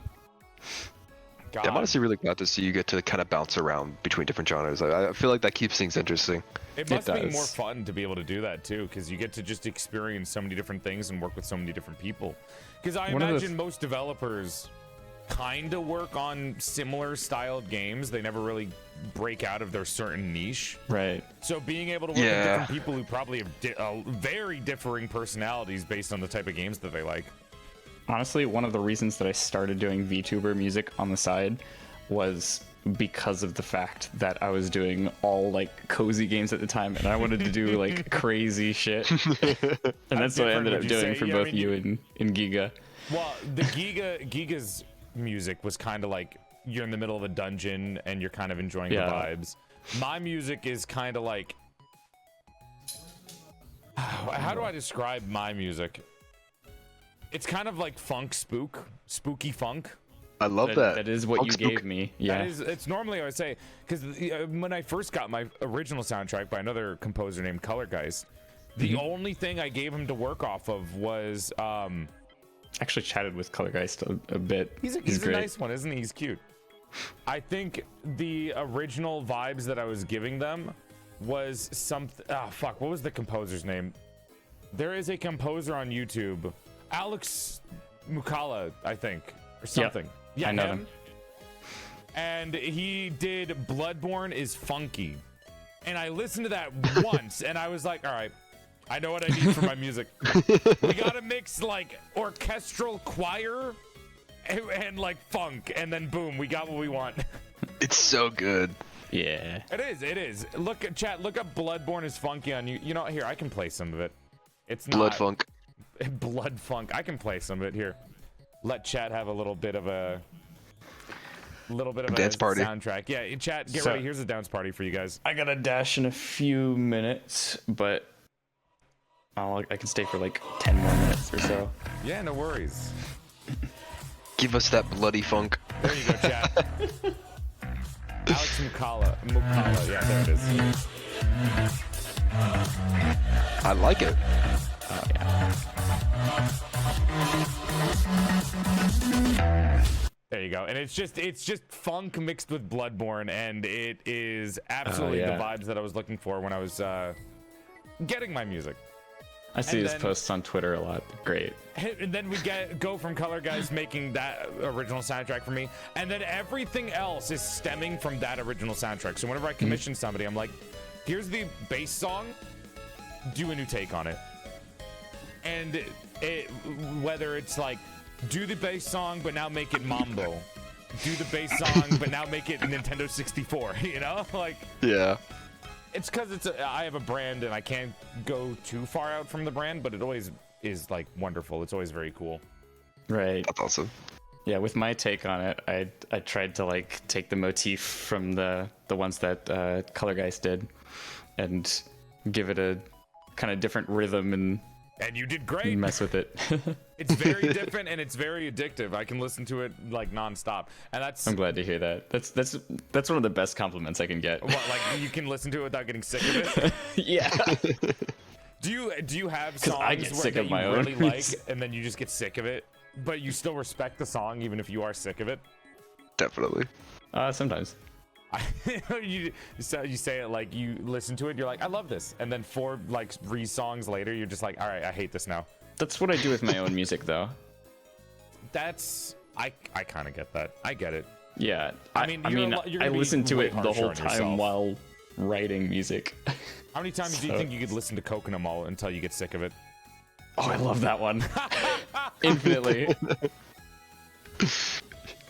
I will run to it. You put Coconut Mall on when you go for like a walk. I have it on my playlist. I go for a jog and I just leave Coconut Mall on for like 3 hours. I used to be there's the soundtrack for Super Mario Sunshine, Delfino Plaza. It's really good. Oh, that one's I so good. I literally, when I like towards the end of working on Smushi, like the last month, I had the 24-hour loop of that playing while I was going like crazy with coding, and I never got sick of it. And I was like hearing it in my sleep because it was just it was just like going. I have the Smash remix on my Jesus playlist. Christ, so good. You know, I will listen to the music that I commission sometimes for the first day, and then the first day when the composer like color or fail, as soon as you guys get back to me, I just listen to it on repeat for the entire day until I go to bed. And I never ruins it for myself. I still enjoy it a lot. I'd say there's just certain songs that will never get tired for you. And that's why Yeah. a lot of game music is lovely, because a lot of game music is built so that you can listen to it on repeat, because it needs to be repeatable, because you're going to be in areas where the music constantly kind of loops itself. Exactly. Fail is basically hypnotizing people. That's why he has the Facebook logo. He's a hypnotist.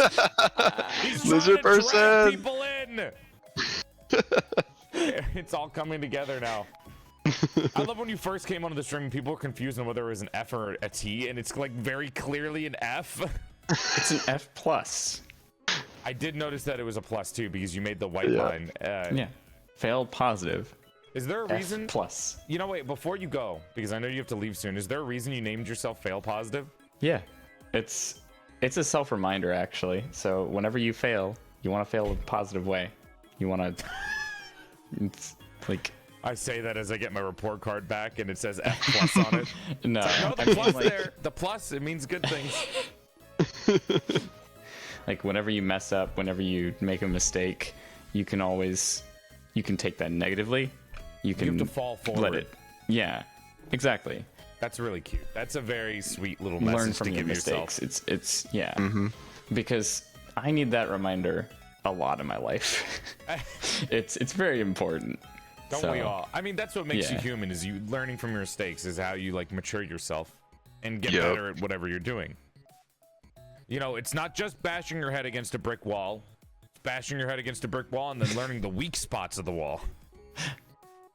Exactly. Every hit forward, you give yourself a concussion, but you keep in your mind, that part was weaker. That was a little hollow. That part of the wall was hollow.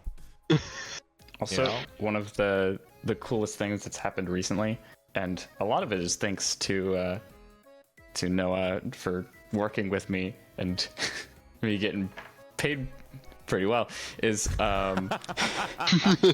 It's okay. I was able to move out. I'm living with a bunch of roommates in a nice Yay. place, and it's been amazing. I'm It's- glad that you guys were able to find this success from Smushi and, you know, change your lives a little bit. I mean, imagine thank you. there's only 2 of you, so you guys got to get paid pretty well, and that helps you, you know, achieve more of your dreams and like Yeah, more of the pretty things that much. you want to do. Yeah, I mean, I definitely have to split with, you know, like the platform, and then my publishers take a cut, Oh, but I mean, they. obviously, there's also like Yeah. different yeah, obviously, there's like a lot of different cuts that you have to give. Right. There's never 100% profit, you know what I mean? Right. But definitely, yeah, I think it's been life changing for both Fail and I. It's like, absolutely insane. And again, like, we're so appreciative of everyone that plays the game, everyone that shares the game, everyone that leaves like reviews of the games. Like, it makes such a huge difference. Just like, that's literally the first thing I do every day I wake up. After I have my breakfast, I pull up Steam and I check the reviews of Smushi because I love reading like what people have to think about it. Can I confess? You may confess. Spammed everyone in my chat to review Smushi, but I still haven't reviewed it myself. No way! I put up my favorites on Steam, and I bought it 8 times. I still haven't sat down to write the review for it myself. Oh my god! Because there's just so much I have to say about the game that I just didn't like. I knew it would take time, and I just never found the time to do it. Oh man, I can't believe it. Wow. I could have swore. All the time. All the time I talk about it and tell people to play it. And I buy it and I give it to everyone. Still haven't done it for myself. I know, so I'm shamed. I know it's I'm okay. shameful, chat. It's okay. I will let it slide 100%. You've left plenty reviews, trust me. You don't even have to leave a Steam review. You've done enough. Listen, I'm very happy that some people in my chat went to go and grab the game for themselves, because it is a lovely game, and I'm happy that I was able to get people to get into it. I mean, I fucking threw it at Giga, and then she played it, and more people in her chat were able to see it. And I wish I could have done more, just because these types of games are my favorite, and I always feel like these types of games, like the Smushi Come Home, Little Gator Game, a lot of indie games, because I mean the only games that I play are indie games. I haven't played a AAA game in years. Same. I want these types of games to be successful, and I want people to, buy these games. Mm-hmm. I got a dash. Thank you so much. Yeah, thank you for joining us, This is Fail. a lot of fun. I'm glad. It was always really nice to hear, like, the process behind your music theory and your composition. It was really cool to have you. Thank you again for coming on. Yeah, this is a blast. All right, Onion. See y'all later. Now. Fail's Later, running Fail. away. Bye, Fail. He's running away. Bye, Fail. And chat, if you guys want to go check out Fail Positive, you can. Fail Positive is the one who made the music that you're listening to right now, as well as the music and composition for a lot of different video games, including Smushi Come Home. Yes, please go give him a listen. His Spotify is awesome. He's actually got a hidden gem, if I may kind of out him. I'm gonna out him. Let me pull it up here. It's a good song. If you go to his Spotify and you go to his Wanderer album, give that a listen. There's some hidden gems in there. It's like one of his first albums, I think, that he put out on Spotify. I cannot Check put this it out. podium down in a way where the microphone will be near your mouth. God damn it. I honestly don't even know where my mouth is I'm with below my the eyes, I assume. I don't know where to put you. There, that works. That kind of looks okay. That's good. Yeah, that's perfect. Push the podium away a little bit. That looks so dumb. It's a floating onion. I can't put you on the screen in a proper way. I love it. Oh my god. You're honestly making me want to make like a low poly model of my avatar. I love it. Honestly, I really love the low poly model. The reason I got this is because I've been playing a lot of indie games that are more low poly recently, and I feel like the better my model can fit a game that I'm playing, the more interesting it is for somebody to watch. Yeah, honestly, I feel that. Like the character I can totally see it sitting in an indie game, like a low poly style. It's seriously PSX. perfect. Oh man, that game is. I haven't played it yet, but it's so good looking. I mean, Bloodborne Kart is coming out soon too. Yeah, I saw that. It was insane. I'm like, what? I haven't played Bloodborne yet, mainly because I'm saving it. I promise, chat, once we hit because one of my, as a streamer, everyone has like little viewer goals to hit. Mm-hmm. I promised once we hit like 1,000 average, I'll play Bloodborne. And mainly because everyone and their mother is like, are you the doll from Bloodborne whenever they see me? Oh my god. So once that happens, I'll do it and then we'll get it over with and people can stop comparing me to the doll from Bloodborne. I'm surprised you haven't played it though, since you really like Souls-likes. I mean, I love Bloodborne. I've just been waiting because I know it's going to be my favorite Souls-like, so I've been keeping it on the back burner because I don't want to. Because with Souls-like, I only play them once. Like, I never go back to replay them, so I save it for like a special occasion, so I can be like, oh, now me playing through the game is even more special. That's actually really cool. I should do that with like a certain genre. Makes it more special, yeah. Do you have a favorite genre aside from, you know, the wholesome short hike likes and Pikmin? Pikmin's just its own genre. I'm just gonna say Pikmin genre from now on. I love that. Yeah. You playing like non-wholesome games. I promise you. Recently, I got Risk of Rain 2. Really? Holy shit, that is such a fun game. Oh man, I'm like addicted to it. It's really awesome. Risk of Rain 1 is getting a remake too, with Risk of Rain 2 stuff. It just came out like I think a couple days ago, and I'm a huge fan of Risk of Rain 1. I played that a lot, and I was waiting to play 2. I have like a couple of friends that I game with every now and then, so we picked it up, and it's so much fun. I think that, like, honestly, I think roguelites might be my favorite. Like Enter the Gungeon is one of my favorite. Gungeon's great. Oh, Rogue so Legacy. Good. Yes. You might like the game Skull the Hero Slayer. It's a Korean game. I don't think I've heard of that one. It's a roguelike. It's got a nice little story. You play as this little skeleton, and you're trying to save the demon lord from evil heroes. Sounds perfect to me, honestly. It's demons and heroes. Nice. It's very sweet. I mean, it's got that fancy, like stereotype genre, you know? Yeah, totally. There's a lot of roguelikes that are really good. It's definitely like oversaturated in a way, kind of like how like farming sims are. Fine, you know, like yeah, the more but it's games, like the better for a genre.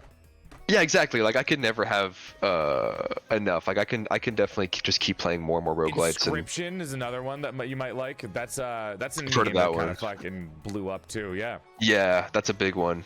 I've kind of been getting into horror games too because I really like horror movies.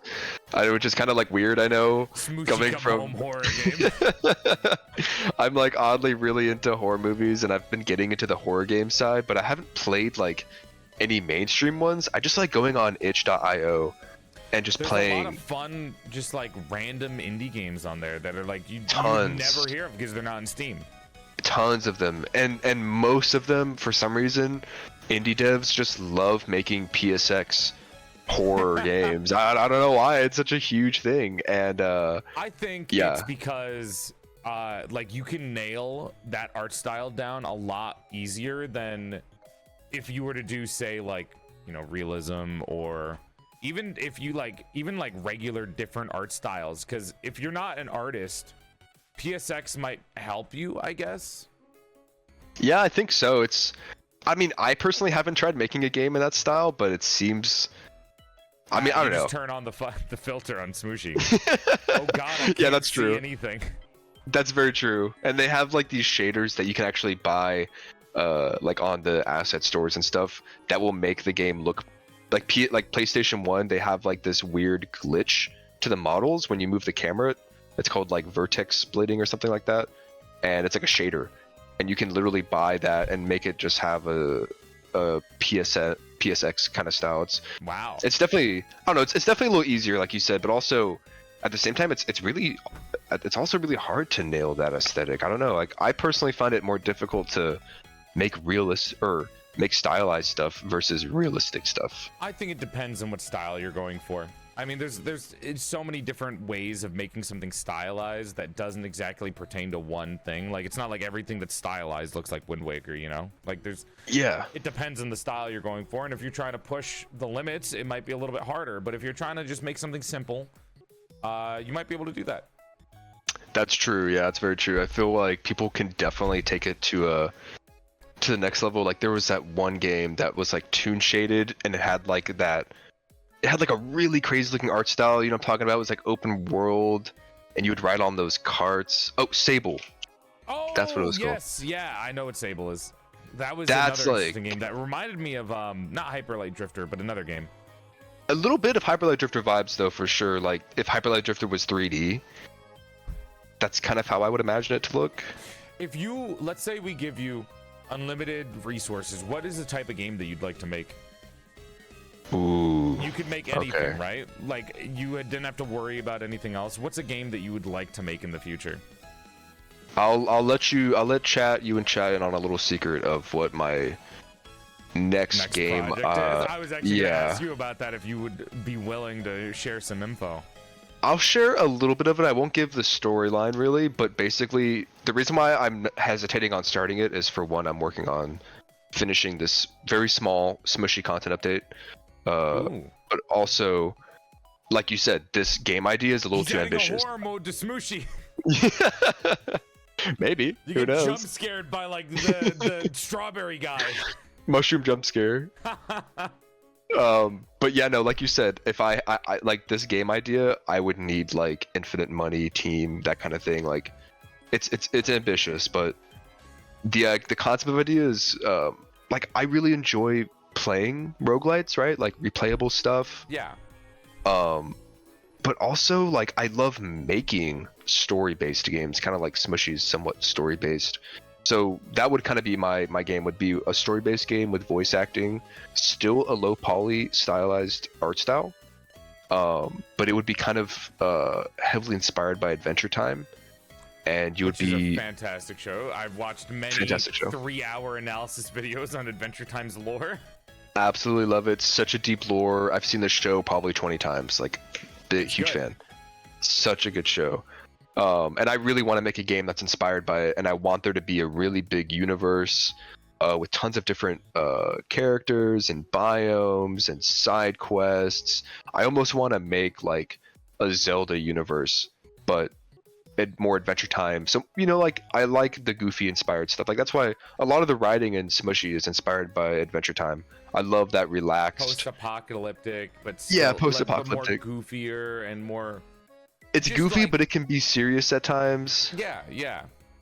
That's kind of what I would go for. So, like, imagine like an open world Tears of the Kingdom kind of Zelda inspired game, but it's not as serious. It's more relaxed, and it's a little more hack and slash. That's kind of sounds like a lovely game. That's kind of what I've been thinking of. That would be like the next dream game if I had like infinite resources. But did you want to focus, like, for your next game, did you want to focus on replayability, or do you want to focus on like a nice little story that wraps up? I feel like I should try to make a game that has more replayability next time, because those games seem to be a bit, I don't know, like, do you feel like you'd have to focus more on the content updates if you do? Because that might be a little bit harder and more, you know, extensive than just making these short little games that you can finish. The thing with Smushi is, you know, like, as short as it was, as short as the game is, you know, it took me 2 years to make that game. And maybe it's because, yeah, exactly. And I had never made a game like that before. I was very inexperienced in game development in general, very inexperienced in Unity, the game engine, very inexperienced with 3D, like. So it definitely took me longer than I think it would have taken another developer, but I don't know. I don't want to spend another 2 years on my next game. I think I want to try and make something that's replayable. Well, you've learned a lot, and I assume it won't take you 2 years next time. I hope so, yeah. If doesn't do anything stupid again, then it shouldn't take 2 years. Oh God, yeah. Unity is. Oh my God. I saw the replies under that one. Yeah. That was bad. Unity is not a trustworthy, and it just sucks because none of them are anymore. Like, even Unreal Engine, they could do something like that too. I mean, the only safe engine out there now is Godot. RPG Maker. RPG Maker. Yeah, there you go. I'll make a. Unity basically did a thing where they decided, hey, what if we charge developers for every download of a game they do? Yeah. Like, even if it's pirated, or if somebody uninstalls it and reinstalls it, they would charge them for that. And people could just troll developers by uninstalling and reinstalling. And then Unity was like, hey, give me money, basically. Exactly.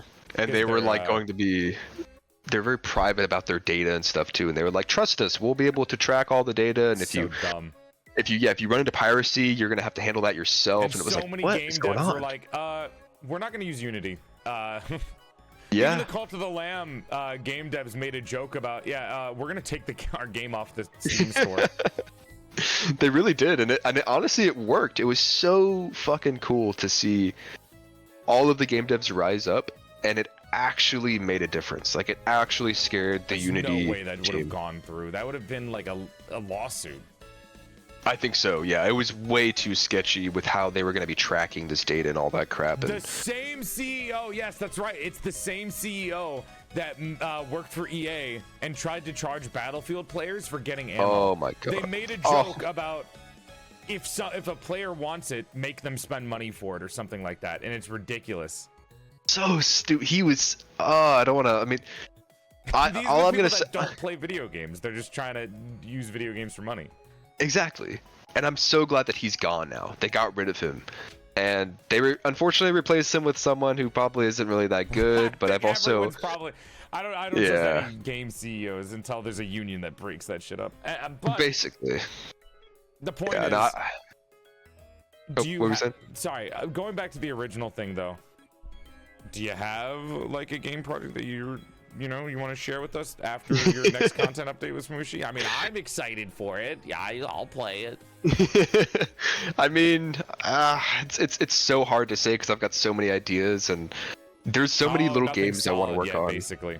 Pretty much, yeah. Like I had the opportunity to make a little game the other day and I put it up on my itch.io and it was really, really fun getting to make something different and small also. And I don't know, I kind of want to explore that a little bit more, but I'm also kind of afraid to let go of Smushi. Like I really, really love Smushi. I resonate with that character. I don't think you have to like, put it in the library, like yeah, you did it I don't think and so you did either. great with it, but it doesn't mean you need to like keep going with it, ? Like you could always throw a content update whenever you want. It's not like it's closing off your avenue there. Yeah, I don't think I'm gonna like close the Smushi chapter for sure. Smushi's still gonna be there. Hint, hint. There might be some merchandise coming. I would buy a Smushi plushie. I'm just putting it out there. I'm not saying I'm not hinting at anything. I'm just saying I would buy a Smushi plushie.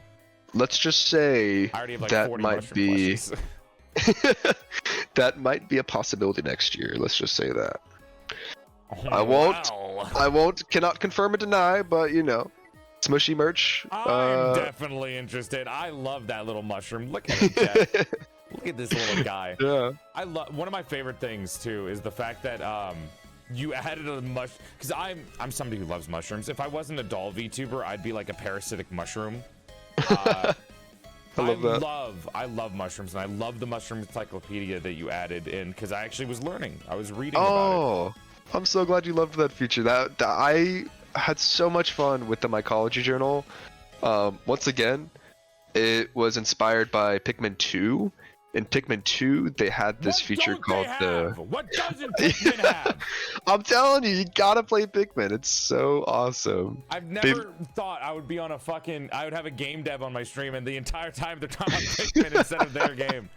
I'm so sorry. Literally, if I start talking about Pikmin, I just can't stop. It's got everything. Pikmin's got everything. It's got everything. And they literally had this feature when I was a kid and I was playing Pikmin 2. I would just sit there all day and read through it. It's basically like an interactive encyclopedia of all the creatures you fight. And it's like all these like scientific facts about them and stuff. It was super detailed. A lot of games have that now for like little characters that you fight. Like yeah. Hollow Knight had there's like a hunter's journal, and it would tell you about every creature that you fight. There was another game I played recently called Silent Hope that also had the same thing. I mean, yeah, it's just like supplemental lore that you can give to your game, and it's super interesting. And the encyclopedia was based off real mushrooms, which made it even more interesting because it felt like I was learning about really cool things, and it's inspiring because mushrooms are something that I use for inspiration when it comes to art. Yeah, exactly. I feel like a lot of people kind of bypass those like in-game encyclopedias, and so I thought maybe if I make it about something real world, they'll want to engage with it more because this is knowledge that is real. Like you can actually take this stuff. Yeah, exactly. And I personally love mushrooms as well. Mushrooms are insanely cool. Like they're so interesting. They're such freaks. So crazy. They are freaks of the world. They're little jiggly freaks. Trees. Chat, you know that mushrooms were the original, like they were here before trees. Way before trees were an organism that existed. There'd just be long, gigantic mushroom stalks roaming the earth.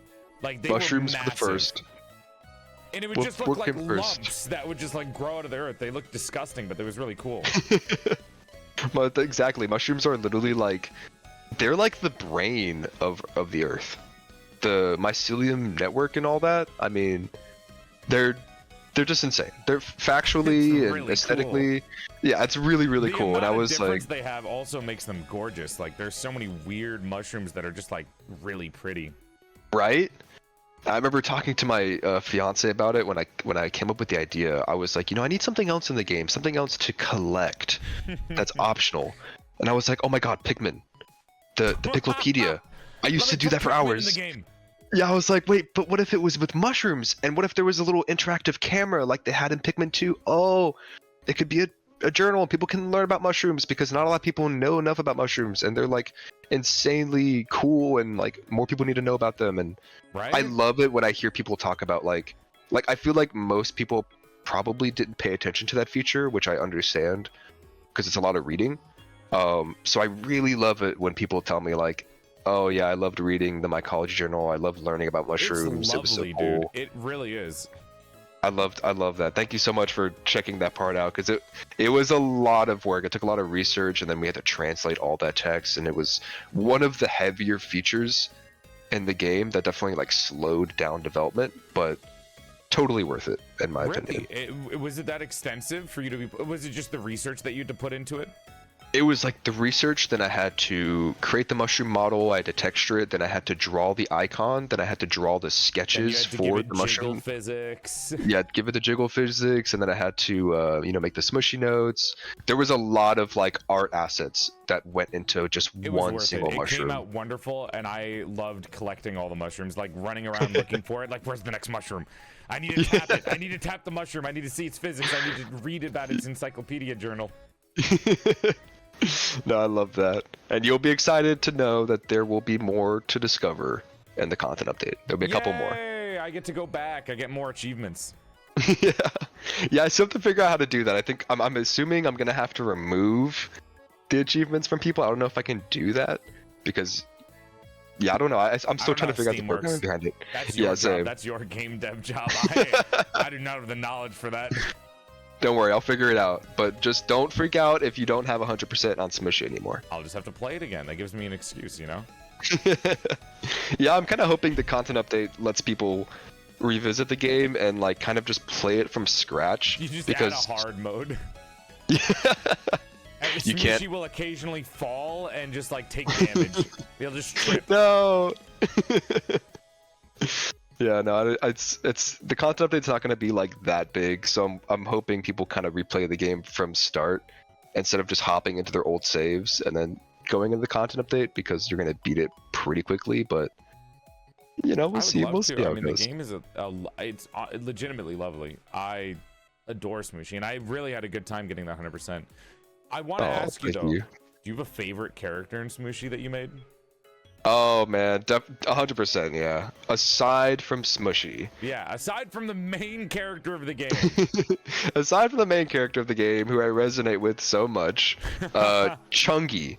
Chungi is probably my second Was he favorite the character. dancing one? he was the silly little dancing guy one. that dances at the end of the Yeah. game. Yep, the purple one. Oh my god, I remember him. Chad, We he have was so the little many- guy that like after you beat the game, he's with the capybaras and he just starts dancing because he's friends with one of the capybaras, the capybara brother. We have a dancing Chungi emote. Here, I'll send it to you. It's It was perfect. he had like the weird body type. Yeah, it was the mushroom with the weird body type. Oh my god, I wish I could show this to you, Yeah. Chad. I can't show Discord, but like, he's such a goofy little guy. Do you have a picture I can He's show super to them? goofy. Yeah. Here, wait. I wonder if I can. I could send you the GIF of the Yeah, dance. yeah. Would Go that ahead. work? I'll post it on the screen. Okay, perfect. And fun fact, that GIF or that dance of Chungi. GIF. Oh no. GIF. No, you're one of those. GIF makes more sense. Chat, you have to decide. No, Which one is it? Obviously, they choose GIF too. I don't think any No. sane person would choose GIF. GIF just rolls off the tongue so much better. Yeah, because it's peanut butter, dude. I'm a GIFer. See, we've got a GIFer in the chat. It Thank stands you. for graphics. Why would you say GIF? Giraffics. Oh my god. There you go. I sent it though. Chat, this is Chungi. There's Chungi. It's the little guy. I'm gonna show it to you guys on screen. He's super tiny. And that dance is from Super Mario Sunshine. It's one of the... I actually almost switched this back to the original screen. Awkward. This is But him, yeah, chat. he's, there's Chungi in all his glory. And Look at him fun go. fact.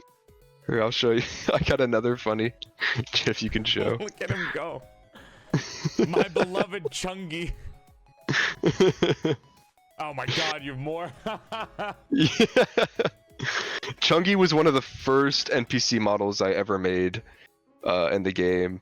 And Chungi used to be really big. I don't know if for those of you who have played the game, you'll know that Chungi's even Oh my smaller god. than Smushi. He is. He's just got like he's just well endowed, let's say, Yeah. compared to Smushi. Super tiny. But when I first made Chungi, Chungi was actually a lot bigger. There's an early version. This is an emote of my 7TV. just as a dance emote. That'd be perfect. Look at him go, man. Oh my god. Pump it up. Let's go, Pump it up. Chungi. Yeah. Go Chungi. Go Chungi. I love him. I knew you were gonna say that because he was one of the he's the one I kept thinking of for this entire stream. I was like, who's that one character that just starts dancing and everyone's like, yeah, get it, Chungi. That's so funny. I love Chungi. It's like we Gibby have a from bunch of. iCarly. He is kind of like Gibby. Oh my He's god. we have so many Chungi emojis in the Discord, and like he's like the perfect. If I can make a plush of an NPC, it'll be of Chungi. Can I say I also really like the snail researcher? Oh my God! god. Obsessed with mushrooms. I don't know how many people Yeah. like him, but he reminded me of myself, and I also love snails almost as much as I love mushrooms. Right? Snails are so cool. Have you seen the giant African land snail? It just Is looks that like a bunny rabbit. It's the one the size of a Yes. like it's the size of a dog, like of a small dog. Honestly, I would give it a hug. I mean, I wouldn't. It can give you like disease. Oh, are you serious? Okay, maybe not. I think it can give you like an STD or something. I actually. Oh Don't my remember. god. They're super illegal in the US, but they're really cute. They're really At least cute. they're cute. They're massive least little they're cute. guys. Here, Chad, I'll show you. This is my favorite picture of them because they just look like a bunny rabbit. I kind of want to see them too. I don't know if I've seen them yet. Here, I'll show you. I'll post a picture on stream. Let me get this one specific picture that I know. I love these little guys. They're so massive. All right, here, chat. Look at this. Let me add the image onto the screen. This Snail is the time. African land snail. They are Oh my god. massive, right? Whoa! Oh my god! It looks like a cat. Doesn't it kind of? like a- Yeah, it looks like the eyes kind of look like bunny ears. You're totally right. Yeah, it is like a little bunny. It has a little arm even, or just the way it's. Well, it's a little flap. It's Yeah, a little like, flappy. little guy body leaning over. Aww. Isn't it cute? He's so cute. I want to give him a kiss. He's massive. But yeah, he's meningitis. So like, Oh my they have a god. they have a parasitic rat lungworm, which is known to cause meningitis in humans. I which wonder is how why that they're person's. illegal. How is that person holding I that? assume that's a pet, so they know that it doesn't have a parasite. Oh, It's like okay. one that they Okay. keep in their house. Oh Here's man, it's so another picture. cute. He's just kind of looking up at somebody that's trying to give him a kiss. Aww. We love meningitis snail. It's worth the risk. Right? It's totally worth it. Yeah, I love that this snail emoji too kind of reminds me of the snail from your game because it has the same purple vibes. Yeah, a little bit, honestly. We've even got an emoji for the mycologist. We had like a big fan art competition a long time ago in the Discord, and we made them all into emojis, and they were all like, you had to draw fan art of your favorite NPC, Really? and yeah, it was super perfect. I I love don't know. that. Here's the thing. I love the fact that Smushi is so simple to draw that anyone can draw fan art. Anyone can express their love for the game through art. Yeah, without totally. Actually needing to be an artist. I mean, Totally. Yeah. that's one of the reasons why I made my chat mascot like just this little like wooden doll with basic geometric shapes. Yeah, exactly. I think it's perfect. Like for me, I love getting fan art, and it really is like just a super simple character. All the characters are super simple, and I don't know. I mean, I think it's cool. I mean, personally, I love the little What the little character wooden has like doll. the most polygons? Do you think? Is it the Oh, capybara? man. Oh yeah, you know, probably the Cappy. The most and detailed character in your game is a capybara. It probably is the Cappy. If not, then Smushi. Surprisingly, Smushi has the most Really? polygons. Is it because he has For like some the most reason. defined shape? Yeah, Because he has and like also a nose and he has like limbs that are proper, and then you see Chungi who's just kind of like a little bulb. just a ball. Yeah. Yeah, I think you know, Smushi also has like the most animations, so I had to put like more polygons on the model He's to doing make the sure most, it doesn't you know? bend. Yeah, exactly. He's So I running think around. if not that, it could be The the bird! mycologist. Oh, the bird too. The bird. I mean, the bird's only there for like one scene, but he's massive. Yeah, that's true. The bird might actually be the That's most. what the content update is. Smooshy gets revenge on the bird. Yep, that's exactly. Smooshy finds where the bird is and says, "Hey, you remember me?" Becomes a Souls-like game, and you basically have to fight the bird. Can I compliment you on that opening scene for the game? 'Cause Oh, thank you. Drew in everyone in my chat. We were kind of enjoying the game. We liked the music. We liked the vibes. And then when Smooshy got picked up by the bird, everyone in my chat was crying about it. They were like freaking out. Oh man, It yeah, immediately got everyone's attention and drew them into the game.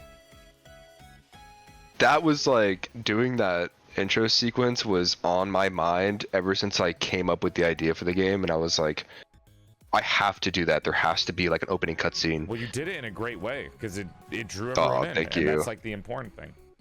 Well, and definitely Fail like really helped kind of tie everything together with the music for it. Like he played all the music with I basically sent him the cutscene, and he just like did little notes and stuff for different parts of the cutscene, and like, you know, when the bird swoops in, there's like a little with like a cello playing or something. It was like, it really plays well with it. But making cutscenes is really hard from what I've learned. I would assume you have to like separate it from the actual game engine, right? I basically did everything in the game engine. Unity has like this cutscene asset, but it's really difficult to work with, and it requires a ton of programming. It's I not have all like these Halo Machinima. It's much harder. Yeah, it's nothing like that. It's like you got to write all this custom functions, and you have to put them into a timeline, and you got to keyframe all these like code functions and models and animation. It's so much. That cutscene alone took me like a week to do, and that was me working like 8 hours a day, 9 hours a day. Yeah, it was a lot. And I was, again, you know, I was new to it also. Well, before I ask you the next question, Loyal Kill, thank you for the 10 gifted subs. Big love, dude. You have a big dick, a big heart, even bigger wallet. Thank you. I appreciate it. Big love. When you were working on Smushi, right? Did you ever, throughout of it, have any doubts about like what was going on? You're making this game, right? And I imagine like it's kind of worrying because you don't know what's gonna happen. Like 100%. There's no guaranteed success. Yeah, that's one of, I think, the biggest indie dev killers is like self-doubt. And it definitely crept up on me a lot. I mean, like, just being totally open your here. job too, right? Like alongside making Smushi, or did you quit before you even Yeah, finished it? I quit before. Really? I quit I had like, I was working at this internship, and they were gonna kind of line me up with a job after I graduated. And even when COVID hit, they were still kind of offering me the job, and I turned it down. I was like, you know what, I want to give this a shot. And yeah, I'm telling you, it's like, being fully transparent here, like being an indie game developer is filled with self-doubt, and you're constantly comparing yourself to all these other talented developers out there who have made it, and it's so difficult to make money off of your artwork, especially indie games. It's so competitive. Because you're not going to make any money until the game actually comes out, right? Unless you have exactly. like a Kickstarter or a Patreon. Exactly. And Kickstarters, every single developer that I've talked to that has done successful Kickstarters, they all tell me just not to do it. It's so much work. It adds so much time to the development because you have to keep up with the Kickstarter even when it's done. And it adds a lot of pressure because now you're like, oh my God, people have already paid for this game. Now it has to deliver. So Yeah, Kickstarters. I've Imagine heard. it's a lot worse. Yeah, I've heard don't do it basically. And I had money saved up that I could live off of. So when I quit my job to do full-time indie game development, I had $10,000 that I'd saved up throughout the 5 years of being in college and working part-time jobs and stuff like that. So I lived off that 10,000 for like 2 years, just kind of living at my dad's house. Yeah. And he was like super supportive, and he was really cool. Sweet. Yeah, no, I owe him big time for that. Him and even my mom too. They were both very supportive of Are like they my very, dream. like, happy with how things have turned out for you? I imagine they're very like relieved. Yeah, no, absolutely. My dad's like an entrepreneur, so he was like super excited. He was like, "Yeah, quit your job, go do your own thing." That's so sweet. And my mom, she's an artist, and she was like super thrilled to see me work on like Wow, you're, something more you're creative. part of a family full of people that are perfect for indie game development. Yeah, a little bit. Yeah, little did they know it was like the perfect formula. But yeah, no, tons of times. Let me tell you, man, it was tough, definitely. Where I would just sit here and be like, what the hell am I doing? Like, I've never made a game before. I've never written dialogue like this before. I've never made model. Like I don't know what I'm doing, and this game might suck. It might come out, and I've poured all this time and energy, and I'm working day and night on this game. Hopefully you feel the confidence now that it's come out and it's done so well. Absolutely, it's really changed things for me, but definitely having the community there when I was working on the game was a big motivation. And also my fiance, she was like my #1 cheerleader, and she would always be there for me on the days where I just completely gave up on myself, and she would just like kind of keep me going, and I would keep working. Even it's really hard, like when you work on art, you have to be in that zone where you need to be inspired. The 3 a.m. zone. Exactly. You have to be in that 3 a.m. zone, right? Like I can't work on dialogue or make a new character model if I'm not really feeling inspired. But the nice thing about being a solo indie dev is that if I'm not feeling that, you can go switch over to coding. So you can always be working on something. If you're not working on art, you work on coding or game design, and that keeps you busy. So on those moments where I was feeling really low and I was feeling really down about my game and I just didn't feel like it was going to be good, I was still able to work. I would just do like programming and stuff instead, stuff that didn't really require me to be in that motivated state. That's honestly really sweet to hear about. It's so nice to see like things like that happen, because I had a similar experience where when I was before I had my original live 2D model, I was this like little 3D VTuber, didn't have like a ton of viewers. I think I was around like 150, maybe close to like 190. Yeah. Which is, I'm not gonna say that's not a lot. That is a lot, but like it wasn't anywhere near livable. And I had saved up money for years. I had like 20K, and I was just like, I'm just gonna dump this all into a debut, new model, background, lore video, music, alerts, like panels, everything, overlays for this, for everything. Dumped all of that money in, and I was like, all right, if this doesn't work, I'm just quitting. Like it's gonna be a hobby. I'll get a real job. Thankfully, it worked out, but it's really scary. It's really scary because you're worried that like, well, if this doesn't work, I'm fucked. Like I got nothing. Yeah, exactly. That is so cool. I love hearing stuff like that. By the way, chat, I would suggest being smarter about your life decisions. Right. But I guess we're both kind of dumb in that aspect. I think you have to be a little like crazy and wild to pursue these things. And I mean, I'm super glad that it worked out for you. That's really inspiring to hear that. Hey, you did like the you really same took thing. a You have huge the same exact story as me. We really do. Yeah, that's awesome. I love hearing people talk about how they took that bunch of money in and just like hope that your dreams work out. Exactly. Really like trust in the vision, and that's the honest truth about it, is that it doesn't work out for everyone. And I do tell people that when they ask me, like how to become an aspiring, how to become a game developer and stuff like that. And I'm just like, look, I quit my job. I went full power into it, but I was also in a situation where I could do that. Like I had savings. I wasn't like living in some ridiculous apartment with crazy monthly expenses. Like, yeah, I mean, I was living with my parents, so I didn't have to worry about expenses too much. Exactly. Which is why I was able to be a dumbass with my money. Yeah, exactly. And so I always let people know that, like, look, you can, like, hey, sure, if you want to take that huge jump that really risky move, make sure you're able to do it in like a safe space. And it can work out, you know, it might not work out, it might, you know, who knows. I think it's better in terms of any kind of content or work. It's better just to, you know, keep your day job and then work on it when you're passionate. And if it takes a long time, you know, why not? The only real difference between what we did and what other people do, or the smart thing to do, is that what we do is the faster version of it, where we just dump everything to it and take a chance, while somebody that maybe is keeping their day job, they can do the same thing. It just takes longer because they have to spend it during the free time that they have. Exactly. And I think if you're truly passionate about that thing, you'll keep working on it even with that day job, because it's a lot more draining, you know, when you get the day job and you're also trying to work on that passion on the side. But if you truly are passionate about it, you'll keep pushing and you'll keep doing it. Yeah.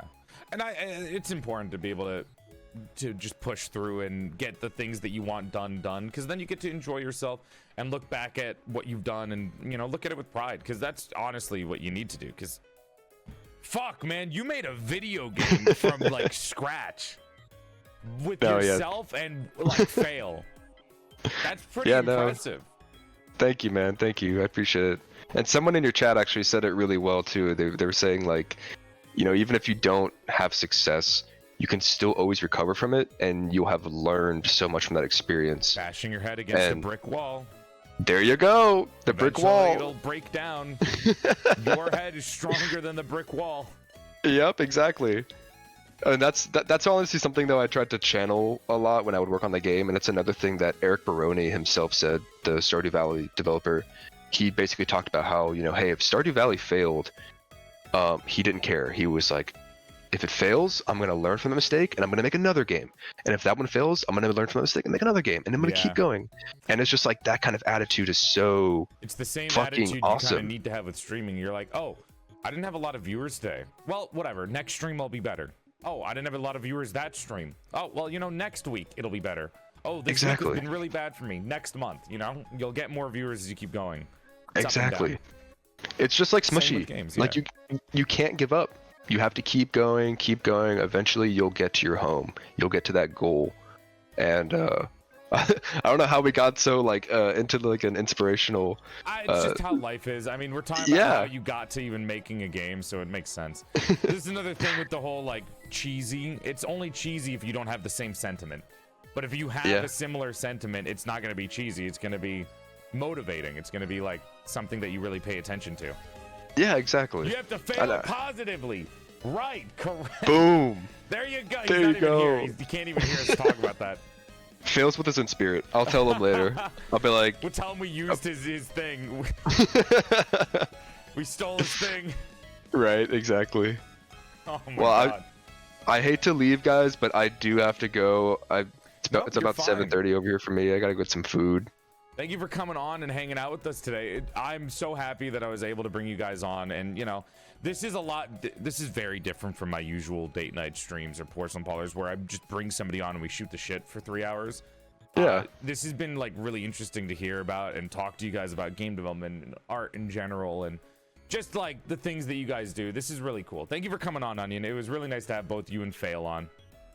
Yeah, no, of course. Seriously, thank you so much for letting us be on. I mean, again, you were such a big like push for Smushi when it came out. I really do appreciate that. Like, honestly, dude, the game was cute. The game was really cute and made me feel nice and wholesome on the inside. I loved watching you play it, seriously, and it was just so much fun. And I mean, I love your community. I'm really appreciative of being up here, and I hope like what we talked about kind of like resonated with some people. I mean, seriously, thank you guys all so much for just hanging out, listening to our stories. That's you guys, chat. Thank you for watching, and thank you for listening to us talk about Smushi. Thank you again for coming on. First game developers that we've ever had on the chat. Hopefully we can bring in some more, and hopefully we can bring you guys on again for, you know, maybe the future, whenever you get some more stuff, whenever you get more projects in, you know? Yeah, really totally. That'd be cool. To see what you guys do in the future. And you too, man. All right. Thank you for coming on. Do you need like do you want me to show you the way out, or you like? No, it's cool. Should I just exit the call? What do you mean the call? I mean, you're in my house, right? Like, don't break Oh, my immersion. Come yeah. on, I man. mean the. Oh, my bad. VTuber, Where's You the? forgot. You forgot. Where's the? Where's the door? Where's the door? It's to the left. You can, here, I'll just like roll your onion body that way. Yeah, there we Okay, go. here I'm going. I'm walking out. Okay, All right, now bye you can pretend to guys. leave the call. Bye everyone. Thank you for coming on. Bye. And there they go. Chat, that was fun. How'd you guys feel about that? That was our first time bringing on, you know, not a VTuber or not a VTuber adjacent person. You got to learn about game development. We got to talk about some more interesting things than just like, hey, do you like steak and stuff like that? I really enjoyed that. I know it's not the usual content that a lot of you are used to, or maybe it's not even the content that some of you may not like be into, but I'm really happy that we were able to get this done. This brings variety to our channel, and it was really interesting. It was really interesting to be able to talk to them and learn about game dev and the process of being an indie dev and musician, composer. Also, learning the difference between a musician and composer is going to change my fucking life forever, because I'm so tired of not knowing the difference between it. Thank God. Onion, thank you for coming on again. And if you guys want to go and check out Smushi Come Home on Steam, it is an absolutely lovely game that'll leave you with love, like just love and just a wholesome heart. Whoops, that's not the right image. There we go. Go check out Smushi Come Home on Steam. It is overwhelmingly positive, and it's close to 1,000 reviews. If you guys want to give it some more reviews, it's like 750 right now. Only $10, I believe. $10 to $15. So go check it out. But yes, thank you again for coming on. Now that Porcelain Parlor's over, goodbye, YouTube. Thank you for watching the stream, or the VOD, or the video. The video. Hope you enjoyed our first Porcelain Parlor with some game devs. That was really interesting. And make sure to go check out Smushi. Thank you, YouTube, for watching.